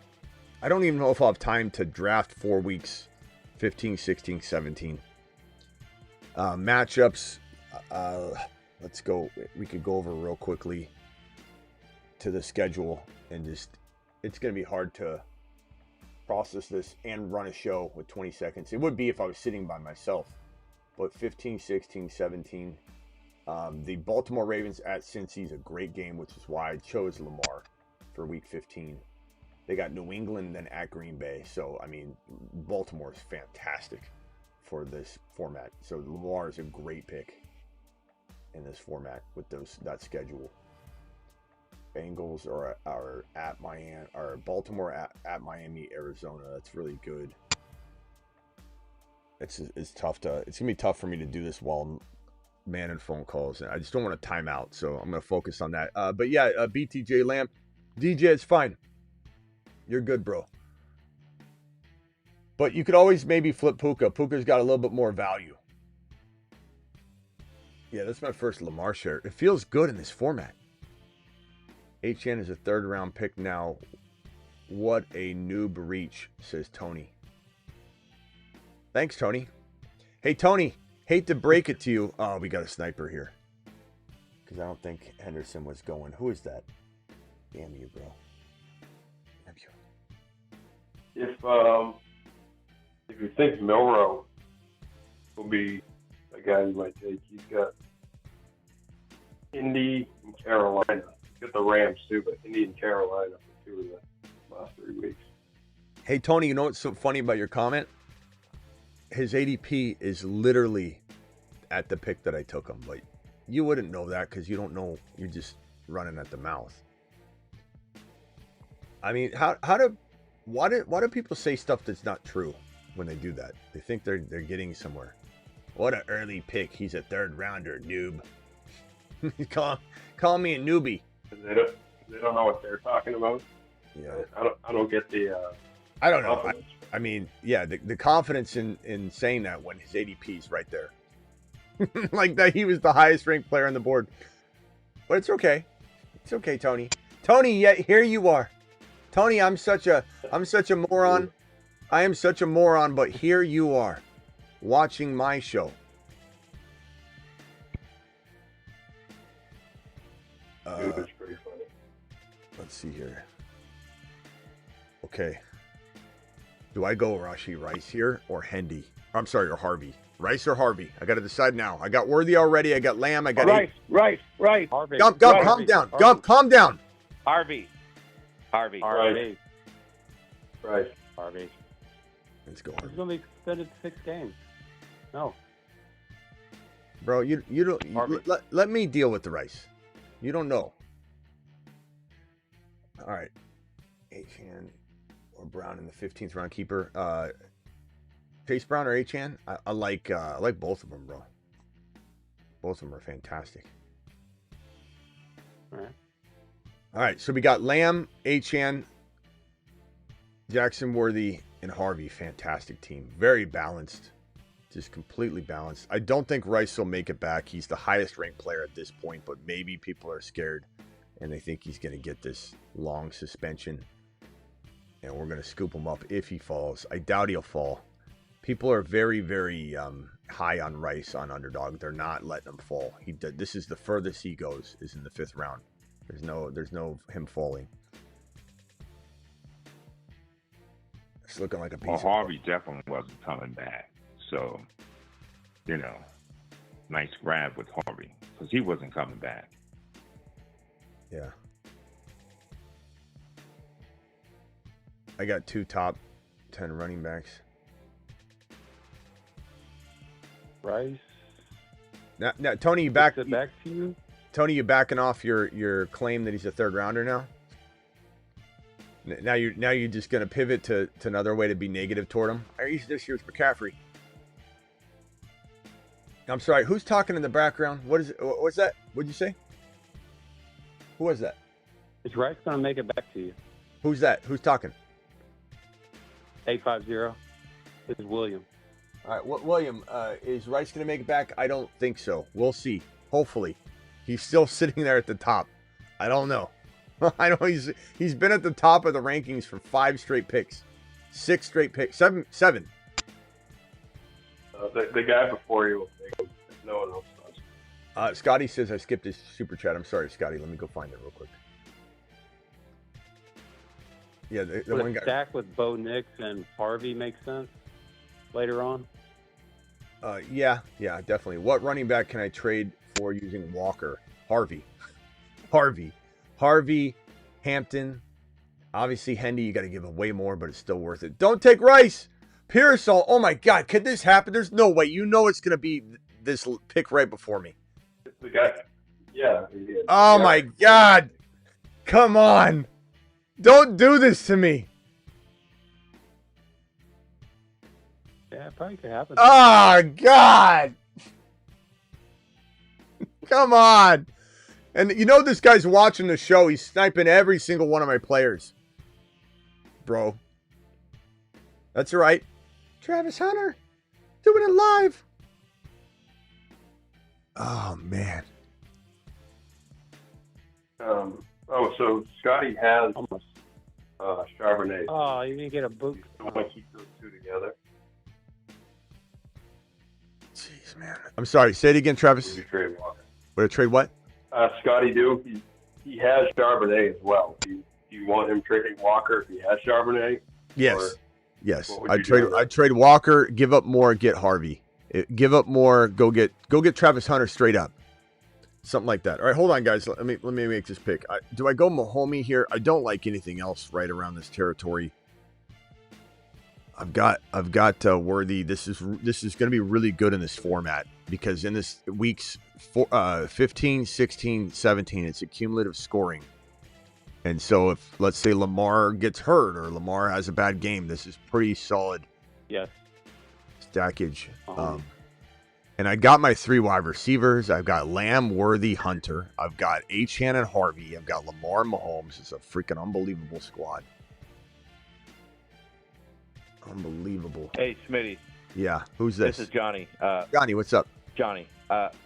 So what do you think about Addison for his 3-game suspension? Where should he fall? Like, where would you be like, I'd pick him up here?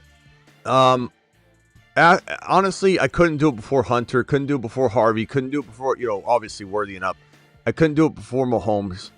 And so, like, this is about where I would take him if he was available, like maybe this flip around to the 8th round. But I couldn't do it in 7 because there's too many players I love in 7 that I'm grabbing left and right.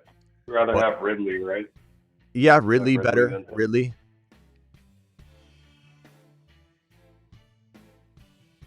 Like, who would you say after this player I'd grab him? Like, where's your threshold, receiver wise? We look at some wide receivers. What, right here? Like when would I take him here? You mean? I'm saying, like, which wide receiver would have to be gone? What's the last wide receiver you would take him after? I don't know. Right now, it's looking good. Like, Addison's on the board right now. But this guy that's right in front of me is sniping every single pick that he can from me. So there's no real way to talk about this right now, or I'm just going to lose him. So hold on a second. Hey, Smitty, tell me who you want right here so he can get taken from me.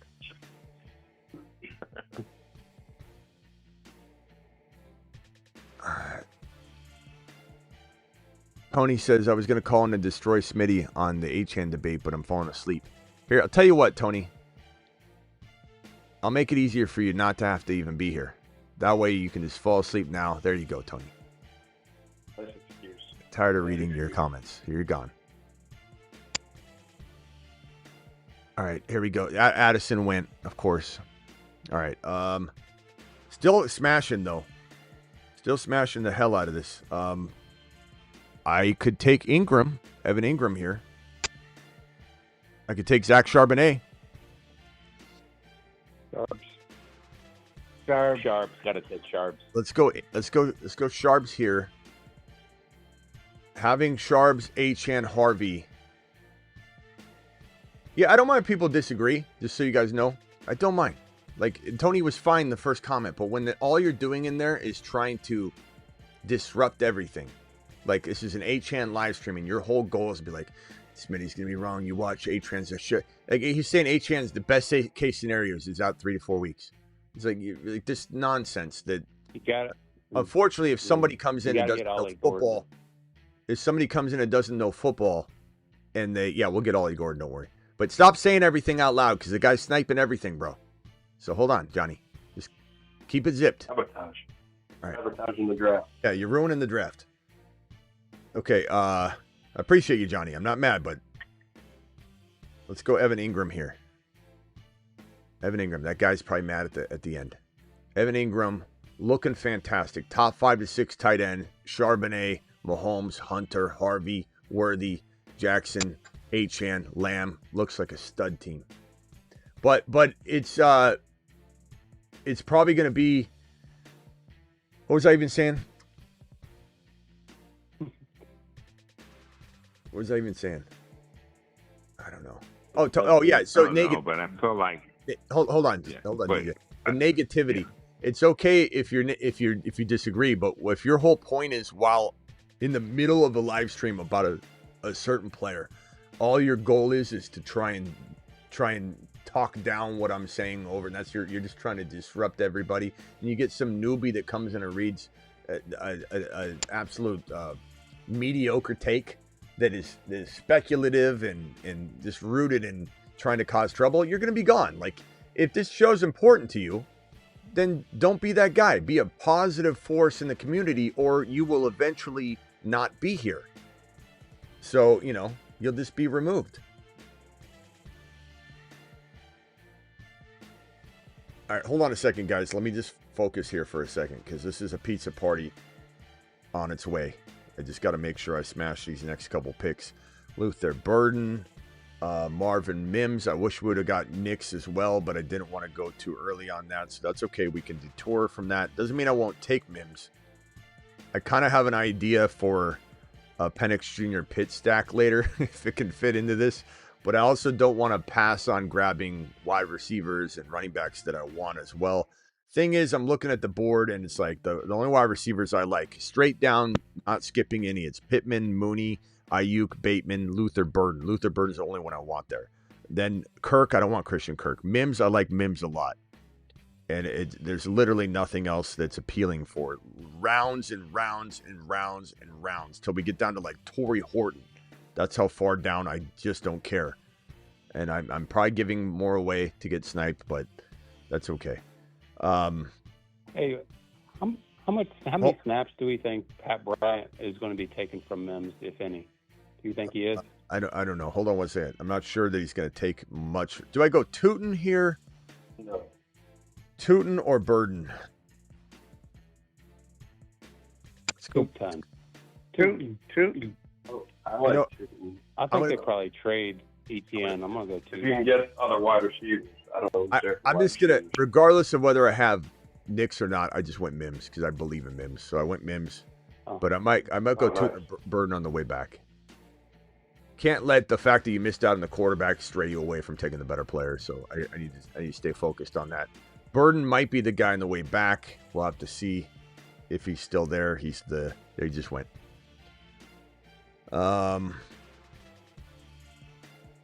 Running backs as far as Pat Bryant, I would say Pat Bryant is definitely a baller, and Sean Payton loves him. But I don't think he has to take any from Mims. Mims is in such a unique Joker-esque role.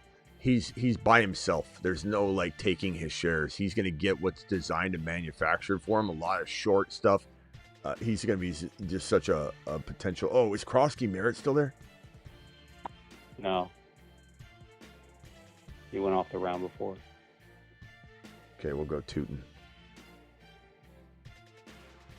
All right, so the is team Mims playing the slot, or is he outside? Mims is they move Mims all over the field. He moves around. He'll do a lot on the slot. All right, Lamb, Achane, Lamar Jackson, Worthy, Harvey, Hunter, Mahomes, Charbonnet, Ingram, Marvin Mims, Tootin. Looking like straight fire. Quarterback run happening. We've already got 2, so we're good there. And the quarterbacks that I have, Lamar and Mahomes, are by week 7 and by week 10. So technically speaking, if I want to keep loading up on other positions, I don't even need to grab a third quarterback, but I could. I really like. I'm afraid to say it because I know there. Let me wait. All right, go ahead, John. Johnny. You were the one asking about Mims?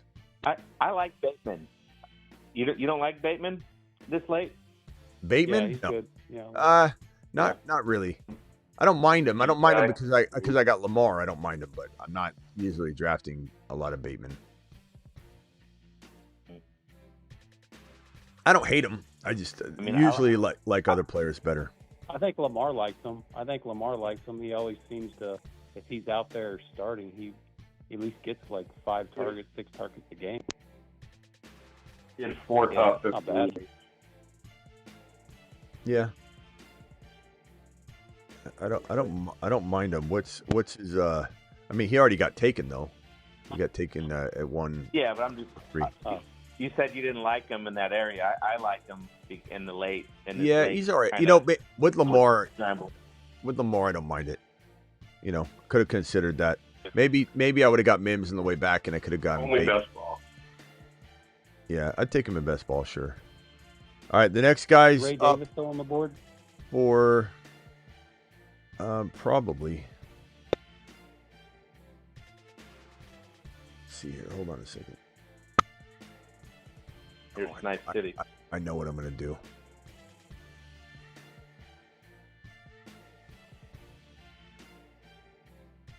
Yeah, I really wanted to get Penix and Pitts together.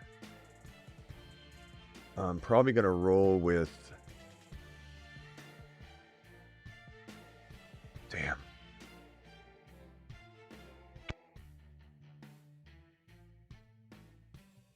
I'm going to get a third quarterback. Well, with Cam Ward, I just don't like any of these players here. So I'm going to wait to draft them. The next guy I draft, I'll announce it right before I take him. But I got someone queued up that I love, but he's going to go a little late, so I don't need to take him now. Let's see, Hollywood. So the top players available are Kincaid, Goddard, Spears, Blue, Sampson, Najee, Hollywood Brown, Tua, Bryce Young, Strange, Tillman, Dobbs, Pop Douglas, Kyle Williams, Rashad White, Hunter Henry. Just nothing I like. Chubb, Eckler, Ertz, Garendo. Garendo's kind of a home run hitter, and he's back healthy now. Likely's not bad. Blue's going to start. Well, Kincaid is he's still there? Yeah, third year probably going to be a first round tight end. He's way better than I think Coleman, and I think Shakir might be iffy for week 1. There's one other running back I'm going to take, and then I'm going to end my running back drafting. 1, 2, 3, 4. I have 5 running backs. My wide receivers they feel so strong. 10, 8, and 12 bye weeks. I'm going to probably go a little light at wide receiver because I'm so strong. So I'm going to probably grab one more RB. All right, let me clear some of the phone line off because we got a little too much clicking and a little too much peanut gallery because it's hard to focus. So real quickly, let me roll around the phone. Who's the 231 caller? Yeah, it's me. That was Gump, right? Gump, final thoughts. You said you're going to help me with my team. We're cutting the Line it JV up. team off the phone line. Oh, man. Anyway, you're supposed to help me with my team. Well, I'm in the middle of a draft, Gump. Call in during the 8 p.m. I show know when I have you time. Ask me one question. Ask me one question.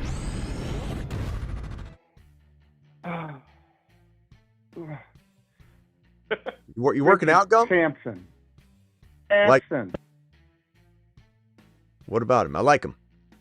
Dylan Sampson. What do you think about what's going on over there? All right. I think he's got a grip of on the lineup that Judkins will have to take back once he signs. But right now he hasn't signed, so it's looking like it's Dylan Sampson season. We're just gonna get a taste of what he can do, and if he can deliver, then guess what? He's gonna ball out, bro. Hold on one second, Gump. Actually, Gump, call back in a little bit if I'm still live. Appreciate you, bro. I gotta clear the phone line off a little bit. Do I go Thornton or Torrey Horton, or do I just say like I take Tesla? I'm gonna run out of spots. Do I take Tesla early? I do like Tesla a lot. If you want Tesla, take him. I think I'll get him later though. Horton for now, yeah. Horton over Thornton. We'll go Horton there. I like Torrey Horton a ton. London or Nico in round 2, Hendy and Hampton or Kyron in round 3. You can't really go wrong with any of these options, but if I had to pick, I'd say London and probably Hendy, or London and Kyron. If Stafford looks good and you draft, let's say, after you know whether he's looking really good or not, and right now he looks pretty good. Stafford's looking healthier. I would probably be very, very close to saying Kyron and Hendy are now a darn tie, but right now I'm leaning Hendy slightly. But all three are great. Ian, you're splitting hairs, and if you had like 4 leagues side by side, we'd probably need to like split it all up. You know what I'm saying? Is Pat Bryant still available?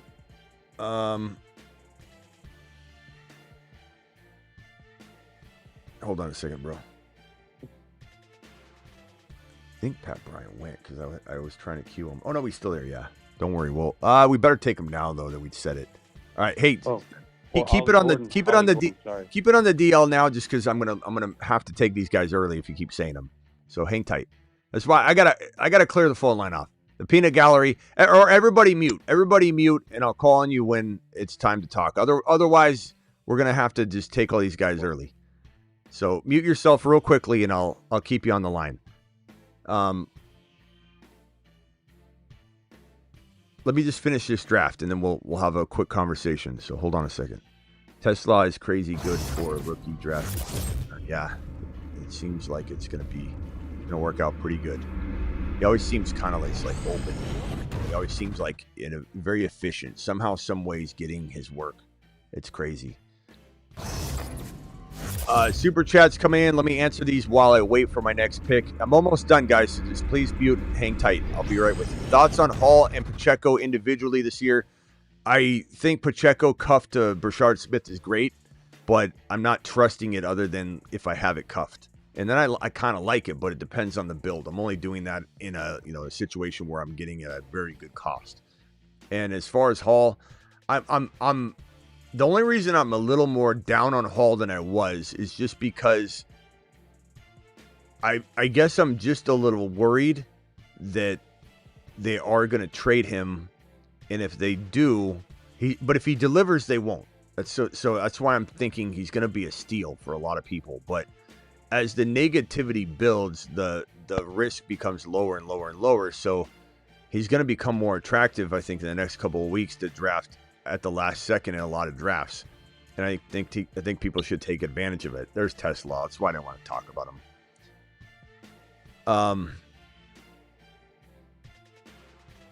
Hold on a second. Let me just finish this draft.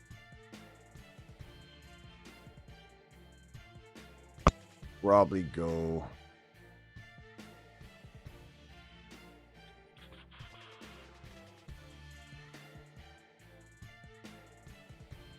Go Keaton Mitchell here. Are you on the clock? Who is that? Who's talking? Who was that? William. They're afraid to say no. William, what? William. Hold on a second, William.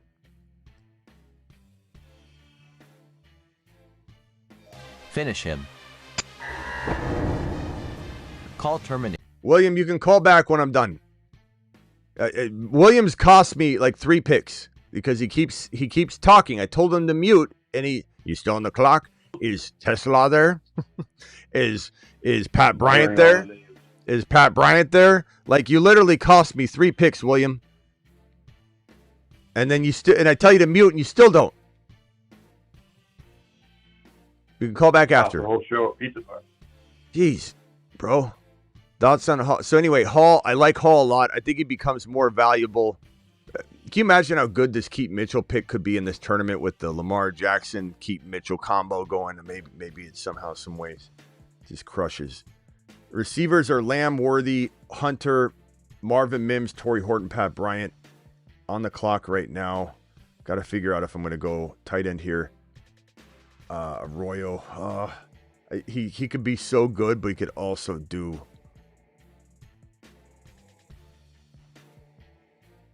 I'm just going to take him in hopes that he does rise up. Problem is, I either have to go with no additional wide receivers. So my receivers are by week 10, 10, 8, 12, 8, 12. So that's fine. Because anytime I have I'm fine. I'm completely covered. I think I'm good. The only thing I'm risking a little bit is that if like one of Lamb, Worthy, Hunter go down, Mims and Pat Bryant, it should be okay. I think I'm fine at wide receiver. Running back by week 12, 12, 8, 8, 10, 7. I'm covered. I have Achane, Harvey, Sharbs, Tootin, Blue, and Keaton Mitchell. Quarterback 7, 10, 10. Lamar, Patrick, Mahomes, and Cam Ward. And then my tight ends are Evan Ingram by week 12, Elijah Arroyo by week 8. And so I got to decide whether, if Tesla were there, I would take him. But I think the wide receivers are so thin. I got Jalen Royals potentially, although if I say it, now you're going to take it. Jalen Royals is a pretty solid option. He's like literally 15 wide receivers down, so we'll know who's completely here to draft my team and not their own team if they do take him. But the third tight end wouldn't be bad either. Yeah, I'm pretty sure I'm going to do that because I like my wide receivers. Ingram a little injury prone, and Arroyo's still a rookie. You don't quite know. So I either go Noah Gray without any sort of value, attached to like Kelsey or something. I don't know. Kelsey. Michael Mayer is interesting. They're using him a lot. You know what I'm going to do? Should I go Ben Sinnott? Cole Kmet, Dalton Schultz, Juwan Johnson, Noah Gray. Met's not bad. I could go Barner. Hold on, real quick. Should I go Barner and cuff it to Arroyo? Do that. That way I'm covered no matter that. what. I got Arroyo and Barner. Yeah.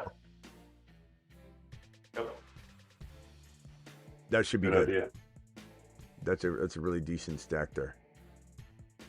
Considering I never draft Barner by himself, but Arroyo and Barner together is pretty crafty. All right, here's the team. Snipers. Still did good considering the sniping.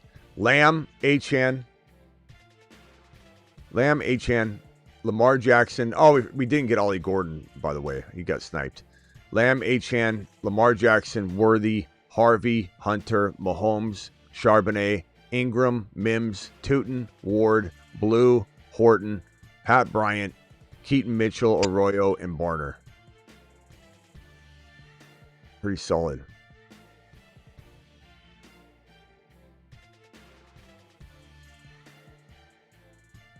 I like it. All right, let me go to the phone line here. Appreciate you guys. Actually, let me finish these super chats. Thoughts on Hall and I just answered that one. To answer that and conclude on that, I'd say Hall might fall so much that we start getting in and on board again. You know, we just really scoop up all the Hall shares we can if he falls into like the 5th round. There's just no risk involved there. He's going to be used enough, even if they do, share things. And like the Braylon Allen hype, I like Braylon Allen. You guys got to remember, I liked Braylon Allen as a rookie. We've liked him a lot for a long time. I have a video on Braylon Allen that we made because we were hyping him up. But we also got to keep in mind that he was being hyped up last offseason too. And there's been players that have been hyped up before. And I know everyone wants to say how big he is, but he ran like he was 110 pounds last year. The guy's a massive human being, and he ran so weak last year. Not saying he's not looking better, but to just assume, and I've heard weird things like, oh, he's going to take the 3rd down role from Breece Hall. Breece Hall is one of the best catching running backs in the league. He could catch 70 footballs. And Fields checked down more than any quarterback in the league last year. And so Breece Hall is going to be that safety mechanism. And we've also seen footage, and there's actual scrimmage and game footage where we see his head coach talking to Breece saying, this is what I want you to do. This is how you're dangerous. This is how you're a weapon. It's 3rd down. Like I've heard him say it out of his own mouth, 3rd down threat. Like everyone acting like Braylon Allen's taking 3rd down work from him. I don't understand it.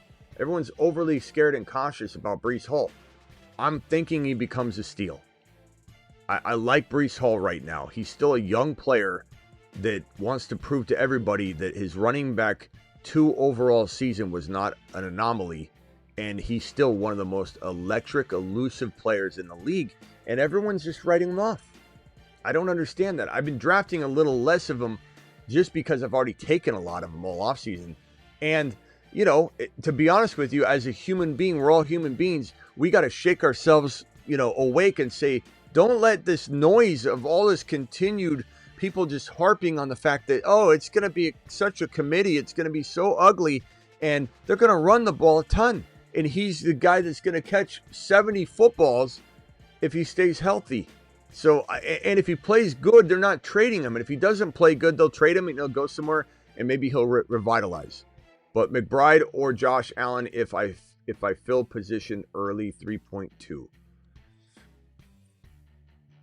I'd say McBride because you can still get Burrow early. You can still get Mahomes. You can still get guys like that. And McBride in round 3 is pretty damn good. He could be the number 1 overall tight end this year. Not that Bowers couldn't either. They're both fantastic, but I think I would probably lean that way. London or Nico Brown. Okay, I answered that one already. All right, super chats have been completed. Let me swing over here. I don't know if we're doing another draft again because I'm completely exhausted and I got to create a video for tomorrow as well. What round would you trade? Scotty, you still there? Again, Harvey. What running back would you trade? Harvey, Kyron, Hall. I'd take Hall over Walker. But Harvey would be my target. And damn, you can get him so cheap right now. Harvey's so cheap, bro. Walker goes ahead of Harvey. So I think you can get it done. Love the content. Got me on the Ibuka train early. Just a random thought, but I feel like Dak can be a sneaky top 5 to 7 quarterback. I mean, we talk about all the time, T Sizzle. Dak is going to ball. I mean, go watch my earlier show where we talk about the stacks. The Dak stack is also one of them. Or actually, we didn't even get to the Dak stack yet. This is also one of the best stacks in football. You take, or did we? Yeah, we did get to it. We did get to it. Dak stack, the Falcon stack, and the the Falcon stack, the Dak stack, the Cowboy stack, and then the what is the damn what four did we call out? The Bronco stack, but what was the other one? I think the main ones that we called out were the Dak stack, the Cowboy stack, the Bronco stack, and the Falcon stack. But to get Dak in the 10, 9, 8 round range, we'll just call them 9, to get lamb chops in the first round, and then to get Pickens in round, we said 5 is where you're trying to get them. If you had to take them earlier, we'll see where the ADP settles in the next couple of days. And then Blue really, really late. This is such a cheap. Go watch that video, bro. T says, "Oh, this video is right up your alley." It's not any sort of like a wild statement or anything that you're saying here. Like, you definitely can do it. It's 100% one of the best ways to win. It's fantastic. And you can combine the stacks. You can still take Penix Jr. You can still take, maybe you can't take Bijan, but you can take London in 2. You can take Penix Jr. later. You can take Kyle Pitts still. So it's definitely one of the best stacks in fantasy football, period. And if you get Dak, make sure you're grabbing Bo Milton, though. Do not take Milton. Don't even consider not taking Joe Milton. I take Bo Milton. Bo. Don't take what was his name? Bo from NFL or from Draft Day. Bo Callahan. Make sure you take Joe Milton and Bo Callahan if you're drafting Dak Prescott. What was it? Oh, Bo Melton from the yeah, Bo Melton. That's probably where it is. Yeah, Joe Milton. Make sure you get Milty. You got to get Milty. All right, let me go over to 850. What's your name? Is this Johnny? 850? No. 850 is who? This is Will. Will. All right, Will. What can I do for you, Will? Final thoughts. Then we're out of here. Yeah. Where are you as far as rankings with Mahomes versus Knicks? I recently just had a draft. With Mahomes, just seemed like, I don't know, a little bit more stable. I don't know what you thought. Johnny, you can call back. I was going to go to you next. Mahomes, for me, is top 1 to 5, bro. So, let me merge this call. Hold on, caller. Just mute yourself real quickly, and I'll be right with you. Mahomes is top 1 to 5. You heard me correct. 1 to 5. Knicks is top 5 to 7. So there's some overlap. That means that potentially Knicks could be right there. Let's just say they tied with Mahomes. But this 7, is a little bit lower floor. Mahomes is top 1 to 5. And anybody that thinks differently, that's fine. I don't care. Mahomes is going to ball out. He has such an arsenal of weaponry this year that's beyond anybody's comprehension, that is sitting there with negative thoughts. They just can't even comprehend it. They don't understand. It's like giving a muscle car a brand new engine and judging the muscle car on the races it lost with the broken down engine that it kept losing with and breaking down it. And you keep talking about the previous engine. It's like, wake up. It just got to revamped everything. It's not the same body. Mahomes has got everything he needs to win the race. It's wild to me. So Mahomes all day long, bro. And he goes in the 5 to 7 round range. Now, Knicks is a value, and I just draft both of them. Why do we need to choose one? But if you had to pick one, I'd say Mahomes, even at cost, is just worth it this year, especially in best ball when you can stack it, and you don't need to stack it in non-best ball. Thank you, Caps. We'll see you later. Can you elaborate on that? Smitty, can you elaborate on that, on the non-best ball, non-stack? Well, I mean, in best ball, it's advantageous to stack when it makes sense, not to leave meat on the bone, not to draft lesser players. Like when people you call in and they'd hear it from other people and regurgitate it, and they call into the show. A lot of haters would call in at the very beginning of like 2 years ago, and they'd be like, "You just drafted a naked Jamar Chase. You drafted Jamar Chase without Burrow. You have zero chance of winning." And it's just like it's stupidity to act like you can't win with a non-stacked QB wide receiver combo. If anything, everybody's doing it. Everybody's overstacking so much that I promise you, in a year, maybe 2 years, all the data Donnies will start coming out with new data that says, you know what? Everybody's doing the same team now, that there's no parity, and that the people that have the better chance of winning are the ones with Jamar Chase and Josh Allen, because very few people are doing it. So now you have people that are overstacking, and there'll be new data. And we'll go over that then. Yeah, Johnny, if you want to call back, you can, though. I know you hung up, but call back if you want to get back on. This stacking is important in best ball when it all makes sense, but you got to be able to chew gum and walk at the same time. Otherwise, just draft the best player you can and don't focus on something that's going to have you timing out and drafting a bad team. And you draft a player like, I don't know. Let's say you draft a running back that's 4 spots down from Kyron because you want to stack it next to his quarterback, or more so wide receivers. You draft a wide receiver with his quarterback instead of drafting the best wide receiver. You're screwing up. You're screwing up. In a non-best ball, you don't want to stack unless it's a Bengals offense that every single week they're going to ball the hell out. And then it's important, to look at it. But it's not something everybody goes, I want to go get my stack. It's only fun. It's not going to add to the value of your team and anything you're going to lose because you got to understand in best ball, if you stack Mahomes and Worthy and the KC Chiefs do badly, you're not stuck with Mahomes and Worthy. Your backup quarterback, if he outscores Mahomes, goes straight in. Your backup wide receiver, if he outscores Worthy, goes straight in. And Mahomes and Worthy don't start because it's automatic optimal scoring. So stacking doesn't hurt you, but it can help you because if the Chiefs go off in week 17, let's say in championship week, then you're probably likely having everything go off. And so it's all parallel, and then you have less things that you need to try and individually get right in order to win. So statistically, you have some advantages. But in that, the people that tell you have to do it don't know what the hell they're talking about, because you could have Jamar Chase in championship week, have 150 yards and 10 receptions, no touchdowns. Joe Burrow could have 0 touchdowns, an interception, a fumble, 190 yards and only 150 to Jamar Chase, and he had 10 receptions, but not score well. And Josh Allen could have 4 total touchdowns or 5 total touchdowns. And if you would have just drafted Josh Allen and Jamar Chase, you would have won Best Ball Mania. So don't listen to anybody about you have to do this or you have to do that. But stacking and redraft puts you in a vulnerable spot. All right, William, I got to go. Appreciate you, bro. Call in tomorrow. Thanks for the call, my guy. Let me get this phone line all. DJ, final thoughts. First off, let me clear DJ's name. That's my guy. He's in the community. He could have been here longer than I was. So, no, this is why we watch.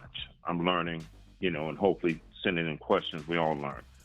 Fields and Hall, Aaron Glenn, in terms of his background, is coming from Detroit. Hall has the skills and the ability. I'm not saying he's a Jamar Gibbs in terms of physique, but, you can think about in terms of just how they're going to use him.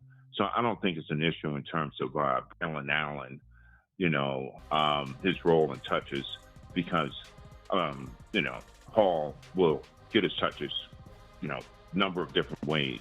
And there is a philosophy coming over from Detroit. Mahomes, this is why I love fantasy football. Mahomes was in the Super Bowl last year. And this is why we love this. And in terms of his talent all around him, you're absolutely right. It's only going to elevate him. He still was putting up numbers in previous years without that talent, perhaps just Kelsey. So he's that dude. But just to think about the fact that we don't really look at him from a standpoint of being productive from a fantasy standpoint, and the man was in the Super Bowl last year. I was going to say other things, but that's it. Appreciate you. All right, DJ. Appreciate you. Thank you, man. All right. Let's go over to the 231 caller. What is your name and where are you calling from? And I'm sorry to cut you short, but as fast as you can, go. This is Gump again. I had to call back. I just dropped Downs for Grendo. Was that a good move? It could go either way. Grendo went green. Huh? Grendo went green, and I took him. What? Green. He went green. You remind me of Gump. You're funny, bro. He went green. Okay, he went green, but you mean he's healthy? Why don't you just say he's deemed healthy now? You went for questionable. Why do you guys say he went green? In the green light, they have like a little, they have a little green dot there that he's available. He went green.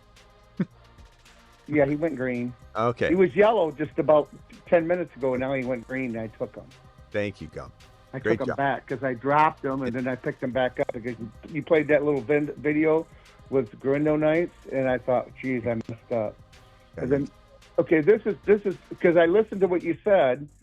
How my Gump, receivers are Gump, really can you hold strong. on? Can you hold on 1 second? Breaking news: Josh Downs is going to be the number 5 wide receiver this year, according.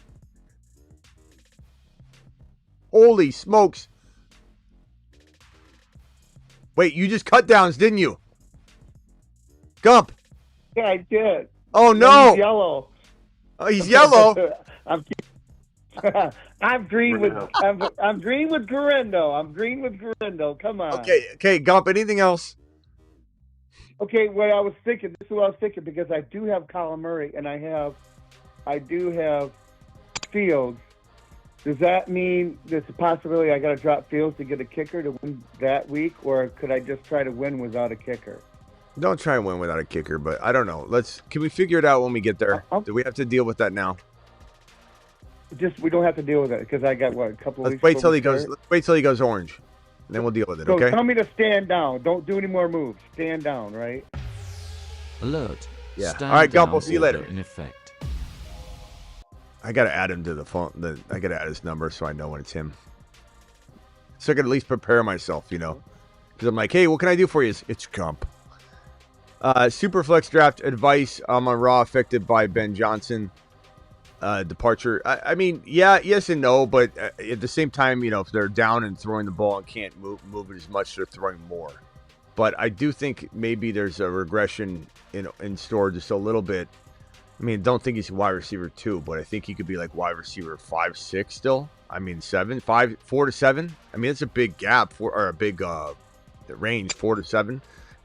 But Superflex advice: go quarterback early, my boy, and then in second, third, hopefully fourth round, draft non-QBs, and then come in and grab Penix Jr. or Cam Ward as your QB2. Don't lose out on Cam Ward or Penix Jr., especially Penix Jr. Just know where his ADP is in your draft. Know where the flow is going so you don't sit there and call in and go, I missed it. Like, stay on top of it. But you got to go elite QB. Unless you're drafting really late in round 1 and you don't get Mahomes, I go Nixon 2 and then take the top wide receiver running back, whoever you believe to be the number 1 overall player at that point that's non-QB, then take Bo Nix in round 2. That's my main advice. Appreciate you. All right, Johnny, were you going to call back? Johnny hung up. Johnny, appreciate you. I hope when I was yelling at William, you didn't think I was yelling at you, Johnny. 770. Hello? What is your name and where are you calling from? Real quickly, as fast as you can, 770. What's your name? My name is Noah from Georgia. What's up, Noah? So I'm gonna give a quick recap of my journey and then get to the point real quick. So I've been playing fantasy football since 2021. Yes, sir. I've never won the championship before. 2 years I've been in second place. So it's been tough. And now I'm in my first money league. So you have any advice for me for being in the money league? Win. I mean, win. I'll just tell you this: being in a money league, being first time doing this, second time, nothing's gonna change because I'm always trying to help you win. So like I'm not gonna be like, oh, in that case, let me give you some better advice. Like it's all my advice would be, bro, to absorb. If you work out, if you walk, if you run, I don't know if you do any of that, just pop in the show. I'm also on Spotify. So if it's easier to watch the show on Spotify or listen to the show on Spotify, you can also do that. Make sure you give me a 4-star review. Top 5% video podcast on Spotify in 2024, by the way. Top 5%. Their video show, all the shows are pretty much on Spotify. They're a little delayed because I upload them.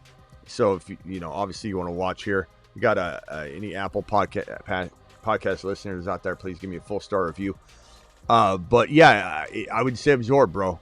There's no way you don't get better just by listening to as many shows as possible. And I realize that not everybody can consume every single waking hour of this show because I go live so much.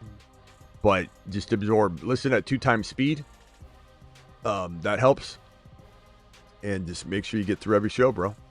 That I can't. There's nothing I can tell you to be like, oh, well, if you're new to it, let me tell you this. Like none of that's gonna help. Well, it's all. I've been playing 2021. I've been playing since 2021. Well, okay. So, well, I mean, it's still young. That's still a young pup in this game, bro. This racket. You know what I mean? Like it's still young. You're still learning a lot. But you said you finished second. There's nothing wrong with that, bro. You bad luck, whatever. I would just say try and learn as you go in the next couple of years what works best, what style of drafter you are, so you kind of know what works for you, and then just try and make your weaknesses into strengths, bro, so that you are just a well-rounded overall. But waiver wire can win leagues. My waiver wire videos this year are going to be, I'm telling you, they're going to be absolutely insane the way that I'm doing it. This is the waiver wire. If you've been on top of this, bro, you picked up your Corey Krosky Merritt probably already before everybody else did. So this is probably where you're going to live and die if there's a deficiency anywhere in your game. Is you got to stay on top of all of this more than the average person. You want to be the best on the waiver wire. You want to be the best at trading. And then you can turn a good draft into an amazing league-winning, lambasting team. So don't be the guy that falls asleep and doesn't pick up the guy. Oh, somebody else grabbed him. I didn't pay attention. Get some extra fab dollars through some trade. Next time you make a trade, ask for somebody's $5 of their fab if you can trade for fab. I don't know if you can or not. But then you'll have enough to do a full load. You can do a full load drop on any player at any moment. Full load drop. well, I did redraft. Well, you still have waivers, don't you? Yeah, waivers. I do have waivers, of course. So do you have fab dollars? Can you trade? You might not have fab. Can No, you it's trade? just like a snake draft. Snake. Okay, so you have can like trade a and stuff. revolving door of okay. All right, my man. Just But watch yeah, every show. Last And year I had, what? said last year I had Lamar, Derrick Henry, and Drake London. I still lost, bro. It's crazy. Well, I hey, had, can like, one of the let me give you the last piece of advice, bro. Last piece of advice is I'm live Monday through Friday at 8 p.m. Eastern every single Monday through Friday. I'm additionally live whenever big news breaks, and I'm live at midnight Eastern every single night practically. If you just want some advice on how to make sure you're as prepped as possible, make sure you listen to the first 30 minutes. I mean, I'm not telling you to bail, listen to the whole video, but this Monday through Friday 8 p.m. show, I'm covering so much at the beginning, all the news, everything you need to know. And then the live breaking news shows, if something breaks, bro, and I go live on it, it's obviously important. Like, you should be covered. Like, if there are any shows you couldn't watch, like, you could make it the midnight shows where we're drafting, but you stay on top of these two shows right here, the breaking news shows and the Monday through Friday 8 p.m. show, especially the first half hour to an hour. You'll be good, bro. That would be my advice. So do you win a lot of fantasy leagues? You win like most of yours? I mean, I wouldn't be here if I didn't do a good job. So, like, who's coming back to a show that doesn't win or practice what they preach or land the calls? You know what I mean? I will say that I play in too many leagues, and it's more important for me to drop advice and make sure you guys are picking up. Like, if something breaks, I don't pick up my phone, and I don't go and grab a player before I go live. So honestly, it's more important. Like, I'm not saying I don't smash a thing. I'm just saying, like, my job is to help you win, not for me to win then come live. And so, like, it's funny. It's funny to me when I'm helping everybody grab players, and sometimes I can't grab those players like everybody else because it's more important that I come in and go, oh my God, like let's say Woody Marks. I don't own Woody Marks in every team. How could I? Woody Marks is not a player that ranks above some of these other players that we're rostering and holding on to. But the moment something happens, let's say Chubb is out for the year tomorrow morning, and let's say Mixon's also out for the year, Woody Marks becomes the best pickup of the year. First thing I do is come in here and go live and say, grab Woody Marks. I might try and do in 1 or 2 leagues on my phone. But yeah, I mean, bro, we smash here or I wouldn't be around. You know what I mean? Like, who's going to come back and watch a show that missed everything? So, all right, I got to go, bro. Appreciate you. Since like 2021, so I'll call after my fantasy probably next week. I'll call back. All right, later, bro. All right, got to go. Thank you. All right, Travis, final thoughts.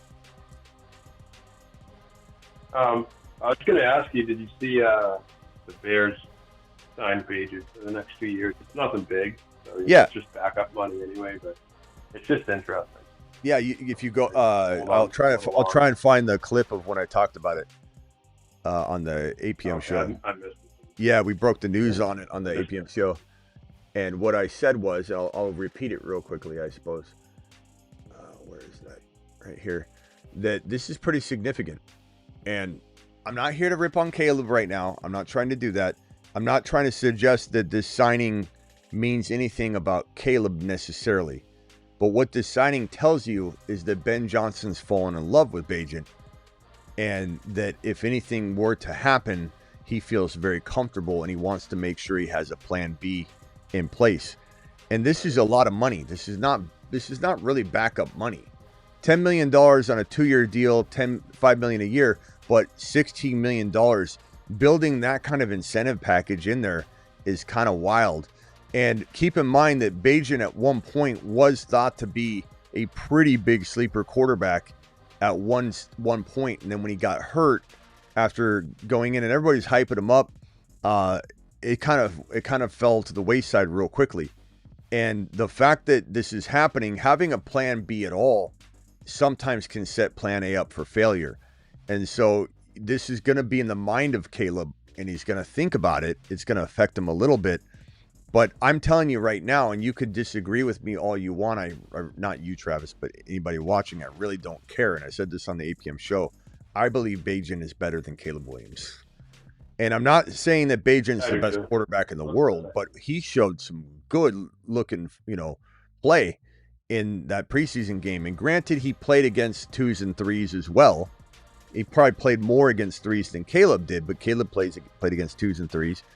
You can't draw too many conclusions, but you can look at fluidity. You can look at the way they throw. You can look at the way they move and navigate in a pocket. You can look at how they deliver the football. He's also mobile, just like Caleb, but I like the way he's mobile more than I like the way Caleb's mobile. So he feels like a more fluid quarterback, that when he's scrambling, I'm feeling more confident that the play is going to end in a positive result than when I see Caleb scrambling, and you wonder if it's going to be something different.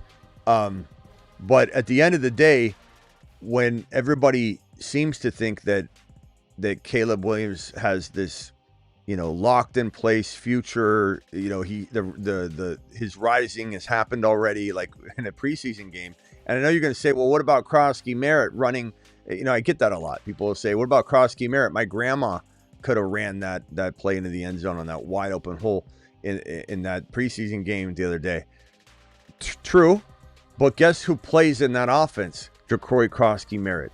Guess where he's going to often frequent the end zone because of the offense. You can't separate situation from player. Now, if Caleb was stepping back and he had 3 Tyreek Hills and they were constantly open and there was massive space between the receiver and the defender every single time, you would have me saying, doesn't matter why, Caleb's going to succeed. So Ja'Cory Krosky Merritt, say what you want about his situation, whether it's going to be that way on Sundays for him going forward. It will, because JD5 is so mobile, you're going to have less stacked boxes than you would for any other team, because JD5 is going to command so much attention. So Ja'Cory Krosky Merritt will have tons of room to run. That is part of the allure, and you can't separate the situation from a player. Caleb Johnson does not play well in structure. We have that proven. I know he played well in structure to a degree in this week 2 preseason game, but he also didn't, because he finished the final series with 3 straight incompletions, and 2 of which were not very good throws. The other one was debatable whether it was the receiver or him. So Caleb didn't exactly, have a flawless performance. He had 1 great drive, you could say, if you wanted. I wouldn't even call it great. I'd say it was good, really good, but it was under the circumstances. It should have been good. It was a good drive, and then he had a very bad drive, or one that ended in 3 straight incompletions. And then they took him out because they didn't want to pile on any more negativity. Like, okay, he had a good day. Let's end it at 6 for 10 instead of 6 for 7. He was at 6 for 7, and then he threw another pass, 6 for 8, 6 for 9, 6 for 10. And they're like, we better stop. This trend is incompletion. So, and not to mention that touchdown catch was, and you could say the same thing, Smitty, you just talked about a wide open gaping hole for Corey Krosky-Merritt. What if Zacchaeus keeps ripping off these amazing plays? Well, DeMar Hamlin is one of the worst tacklers in the league, probably doesn't even deserve to be on the field. And DeMar Hamlin completely let Zacchaeus just, walk all over him. And Zacchaeus made that play and brought that football to the end zone. It wasn't necessarily Caleb, but anyway, I'm not trying to make this about Caleb, in that it's just Bagent is getting paid a lot of money, and Ben Johnson wanted to have a backup plan. He didn't need to do this. Like, Bagent, think about it from that perspective. Like, they could have just kept Bagent where he is. Why are they locking him down? They didn't need to do this. It's always smart to have a backup quarterback, but they already have a backup quarterback. It's Bagent, and Bagent's there. And so if you want to lock him down on a 2-year deal with incentives, it's making a little bit of a statement that, hey, we love our boy Caleb. He's magic man. Yeah, feel the magic. But if things go awry, he doesn't play well in my structure. I saw enough from a kid that went out onto a field and delivered a really solid, strong performance that felt differently to me than it did Caleb's. I felt like, man, Bagent really looks good. Caleb looks good. Bagent looks really good. And Ben Johnson then signs him to an extension.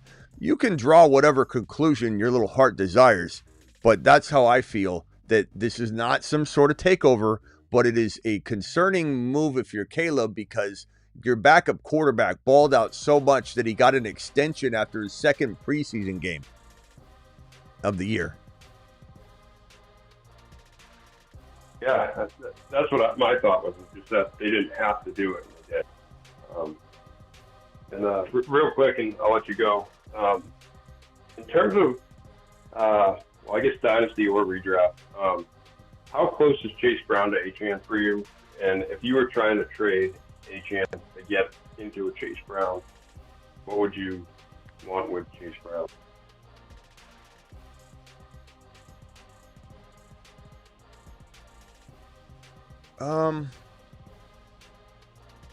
Honestly, I'd do it straight up. If I'm ranking them together, I have them pretty close. I'd do it straight up. I'm not saying I couldn't own both of them, but Chase Brown is arguably a top 5 running back. Achane's arguably a top 5 running back, obviously. And this guy lives in an amazing system. This guy lives in a sporadically amazing system that is very vulnerable. And Miami Mike McDaniel might be out of a job by week 10 if things don't go perfectly for him. And then there's some volatility with Achane at that point. I still love Achane, but I've made it pretty clear that in my dynasty rankings, if I'm looking forward, and you got Genty, you got Hendy, you got Harvey, it sometimes feels safer going with this young 0 mileage player than somebody that's already played two years, is about to play his 3rd year, and plays in a volatile situation where if the system goes away, does the usage go away? Just like Puka Nacua is greatly tied to the Rams, not only McVay, but also Stafford. Puka Nacua's got some concern once Stafford and McVay are gone, or when one of them's gone, but equally. I mean, if McVay went away, Stafford would go down, and then Puka, I'm sure Stafford could still spoon feed him. but it might be less effective. If McVay goes away, the system changes. Then what happens? Is the new coach, the new scheme, they're just going to be like, let's feed Puka Nacua the same way? Can they? Are they able to design stuff for that? And I sense it if McVay ever left, because McVay's talked about walking away. I know he's not looking that way now, but you never know. If McVay ended up leaving, Stafford would just retire. Or what? And I don't think Stafford could even play one more year after this year. His back's too bad. So what happens next year? So not to go on the Stafford tangent, but I feel like Puka is very similar to Achane. There's a lot tied to the situation that can be volatile, whereas Chase Brown just goes crazy for the next 4 or 5 years, no matter what. So in a way, I almost say I'd rather have Chase Brown and something else, if I can get away with it, than Achane in a dynasty. Okay, yeah, 'cause that's kind of along the lines of those things. So I'm just curious how far off you had him. Nah, not at all. Get it.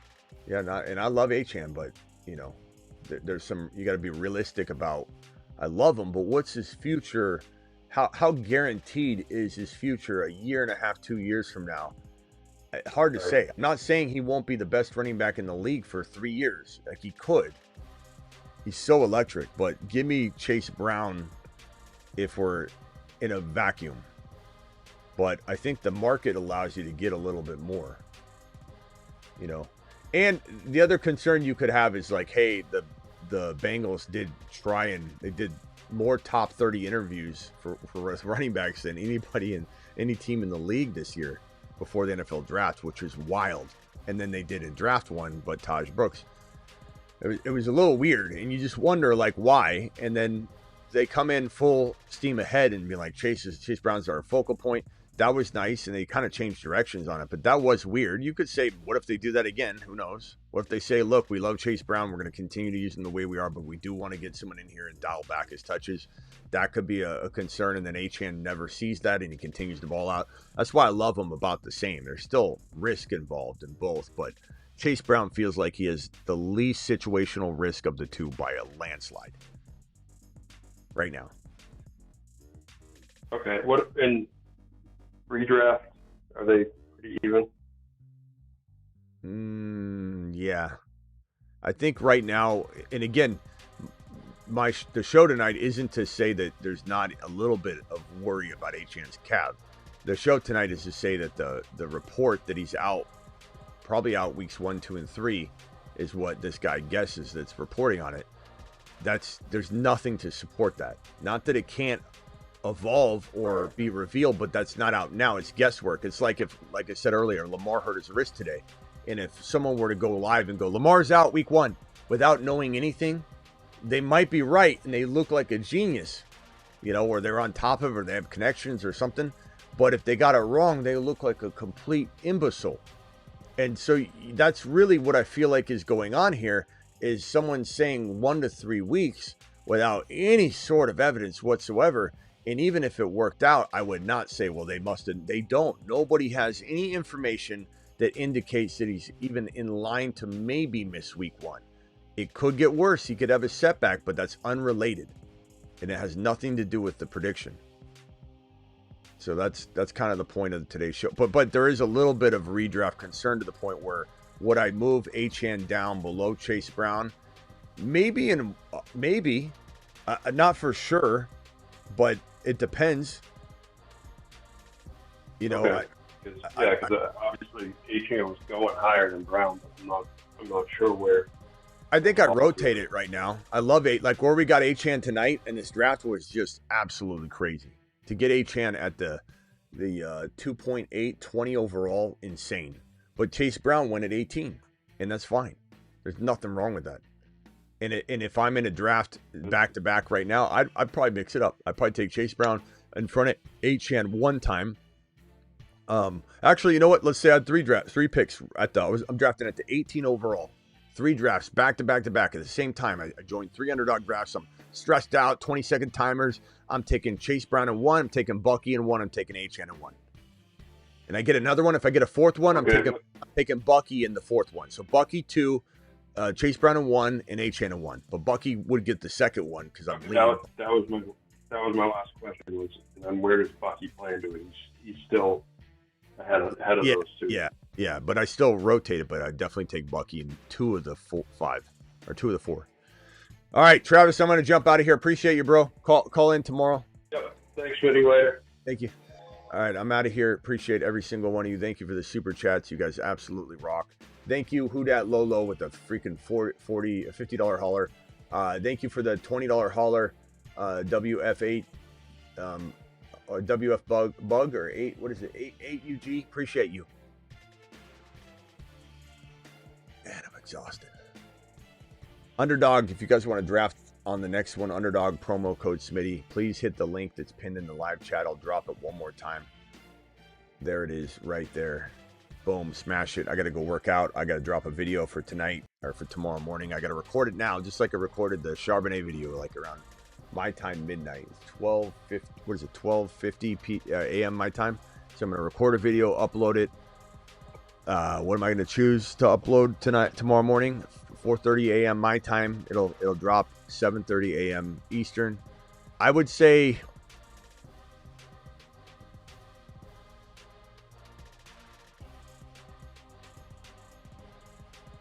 what was the video I was going to talk about earlier?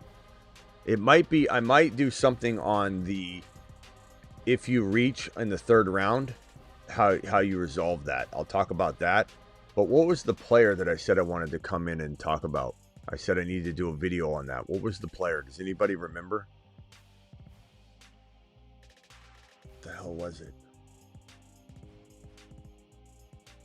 Let me look through the ADP rankings and see if I can trigger my memory on it. It wasn't Genty, although I love talking Genty. I could do a video on Genty. Chase Brown? Chase Brown? I don't think it was Chase Brown. Bucky. Kyron, Harvey, Hendy. What was it about? But what was it, Harvey, though? I don't think it was Harvey. We've done so much Harvey talk lately. I don't think it was Harvey. She Rice, Travis Hunter. Oh, Hunter.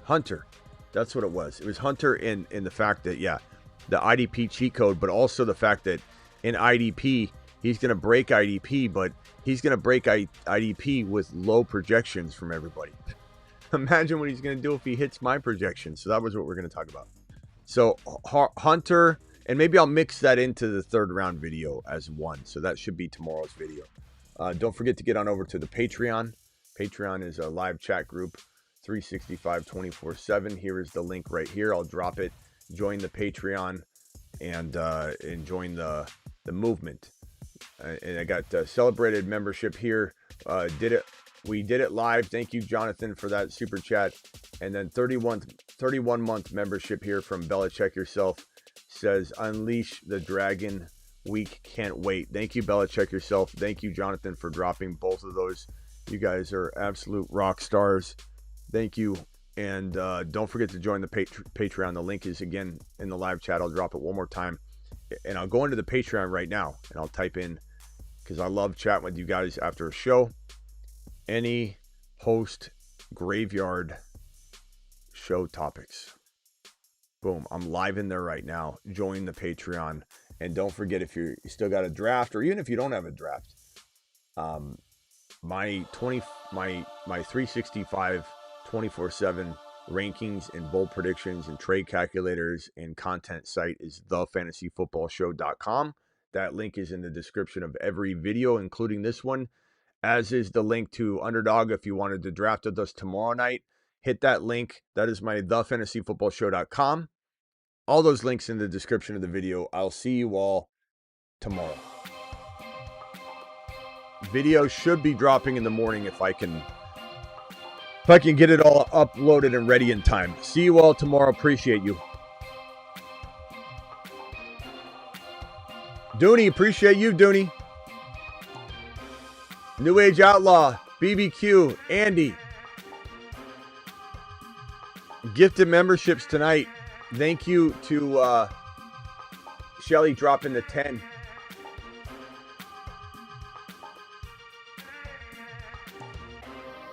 Thank you for dropping those 10 gifted memberships. Thank you, Sick Nasty, Space Ricky, Blackbeard, DeBolt, Travis, thank you. Vampy, if you're out there. Kenny Powers, if you can hear me. Kenny, appreciate you, Kenny. See you all later, 8 p.m. Eastern, Monday through Friday, so that's tomorrow. Live whenever news breaks, that's probably tomorrow. And live at midnight Eastern almost every single night. That's the show you're watching here for the midnight show. I will see you all tomorrow. Deuce out.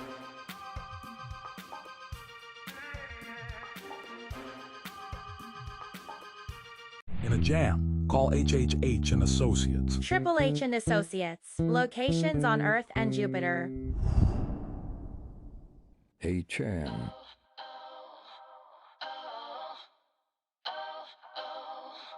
Achane is the man.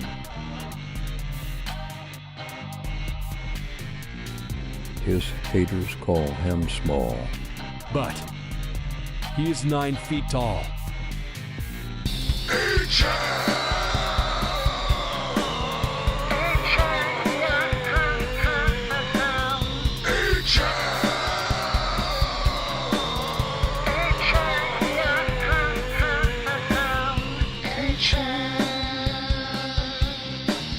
He's the man with the master plan. He's gonna push us when he can.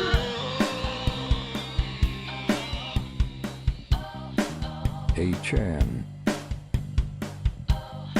is the man.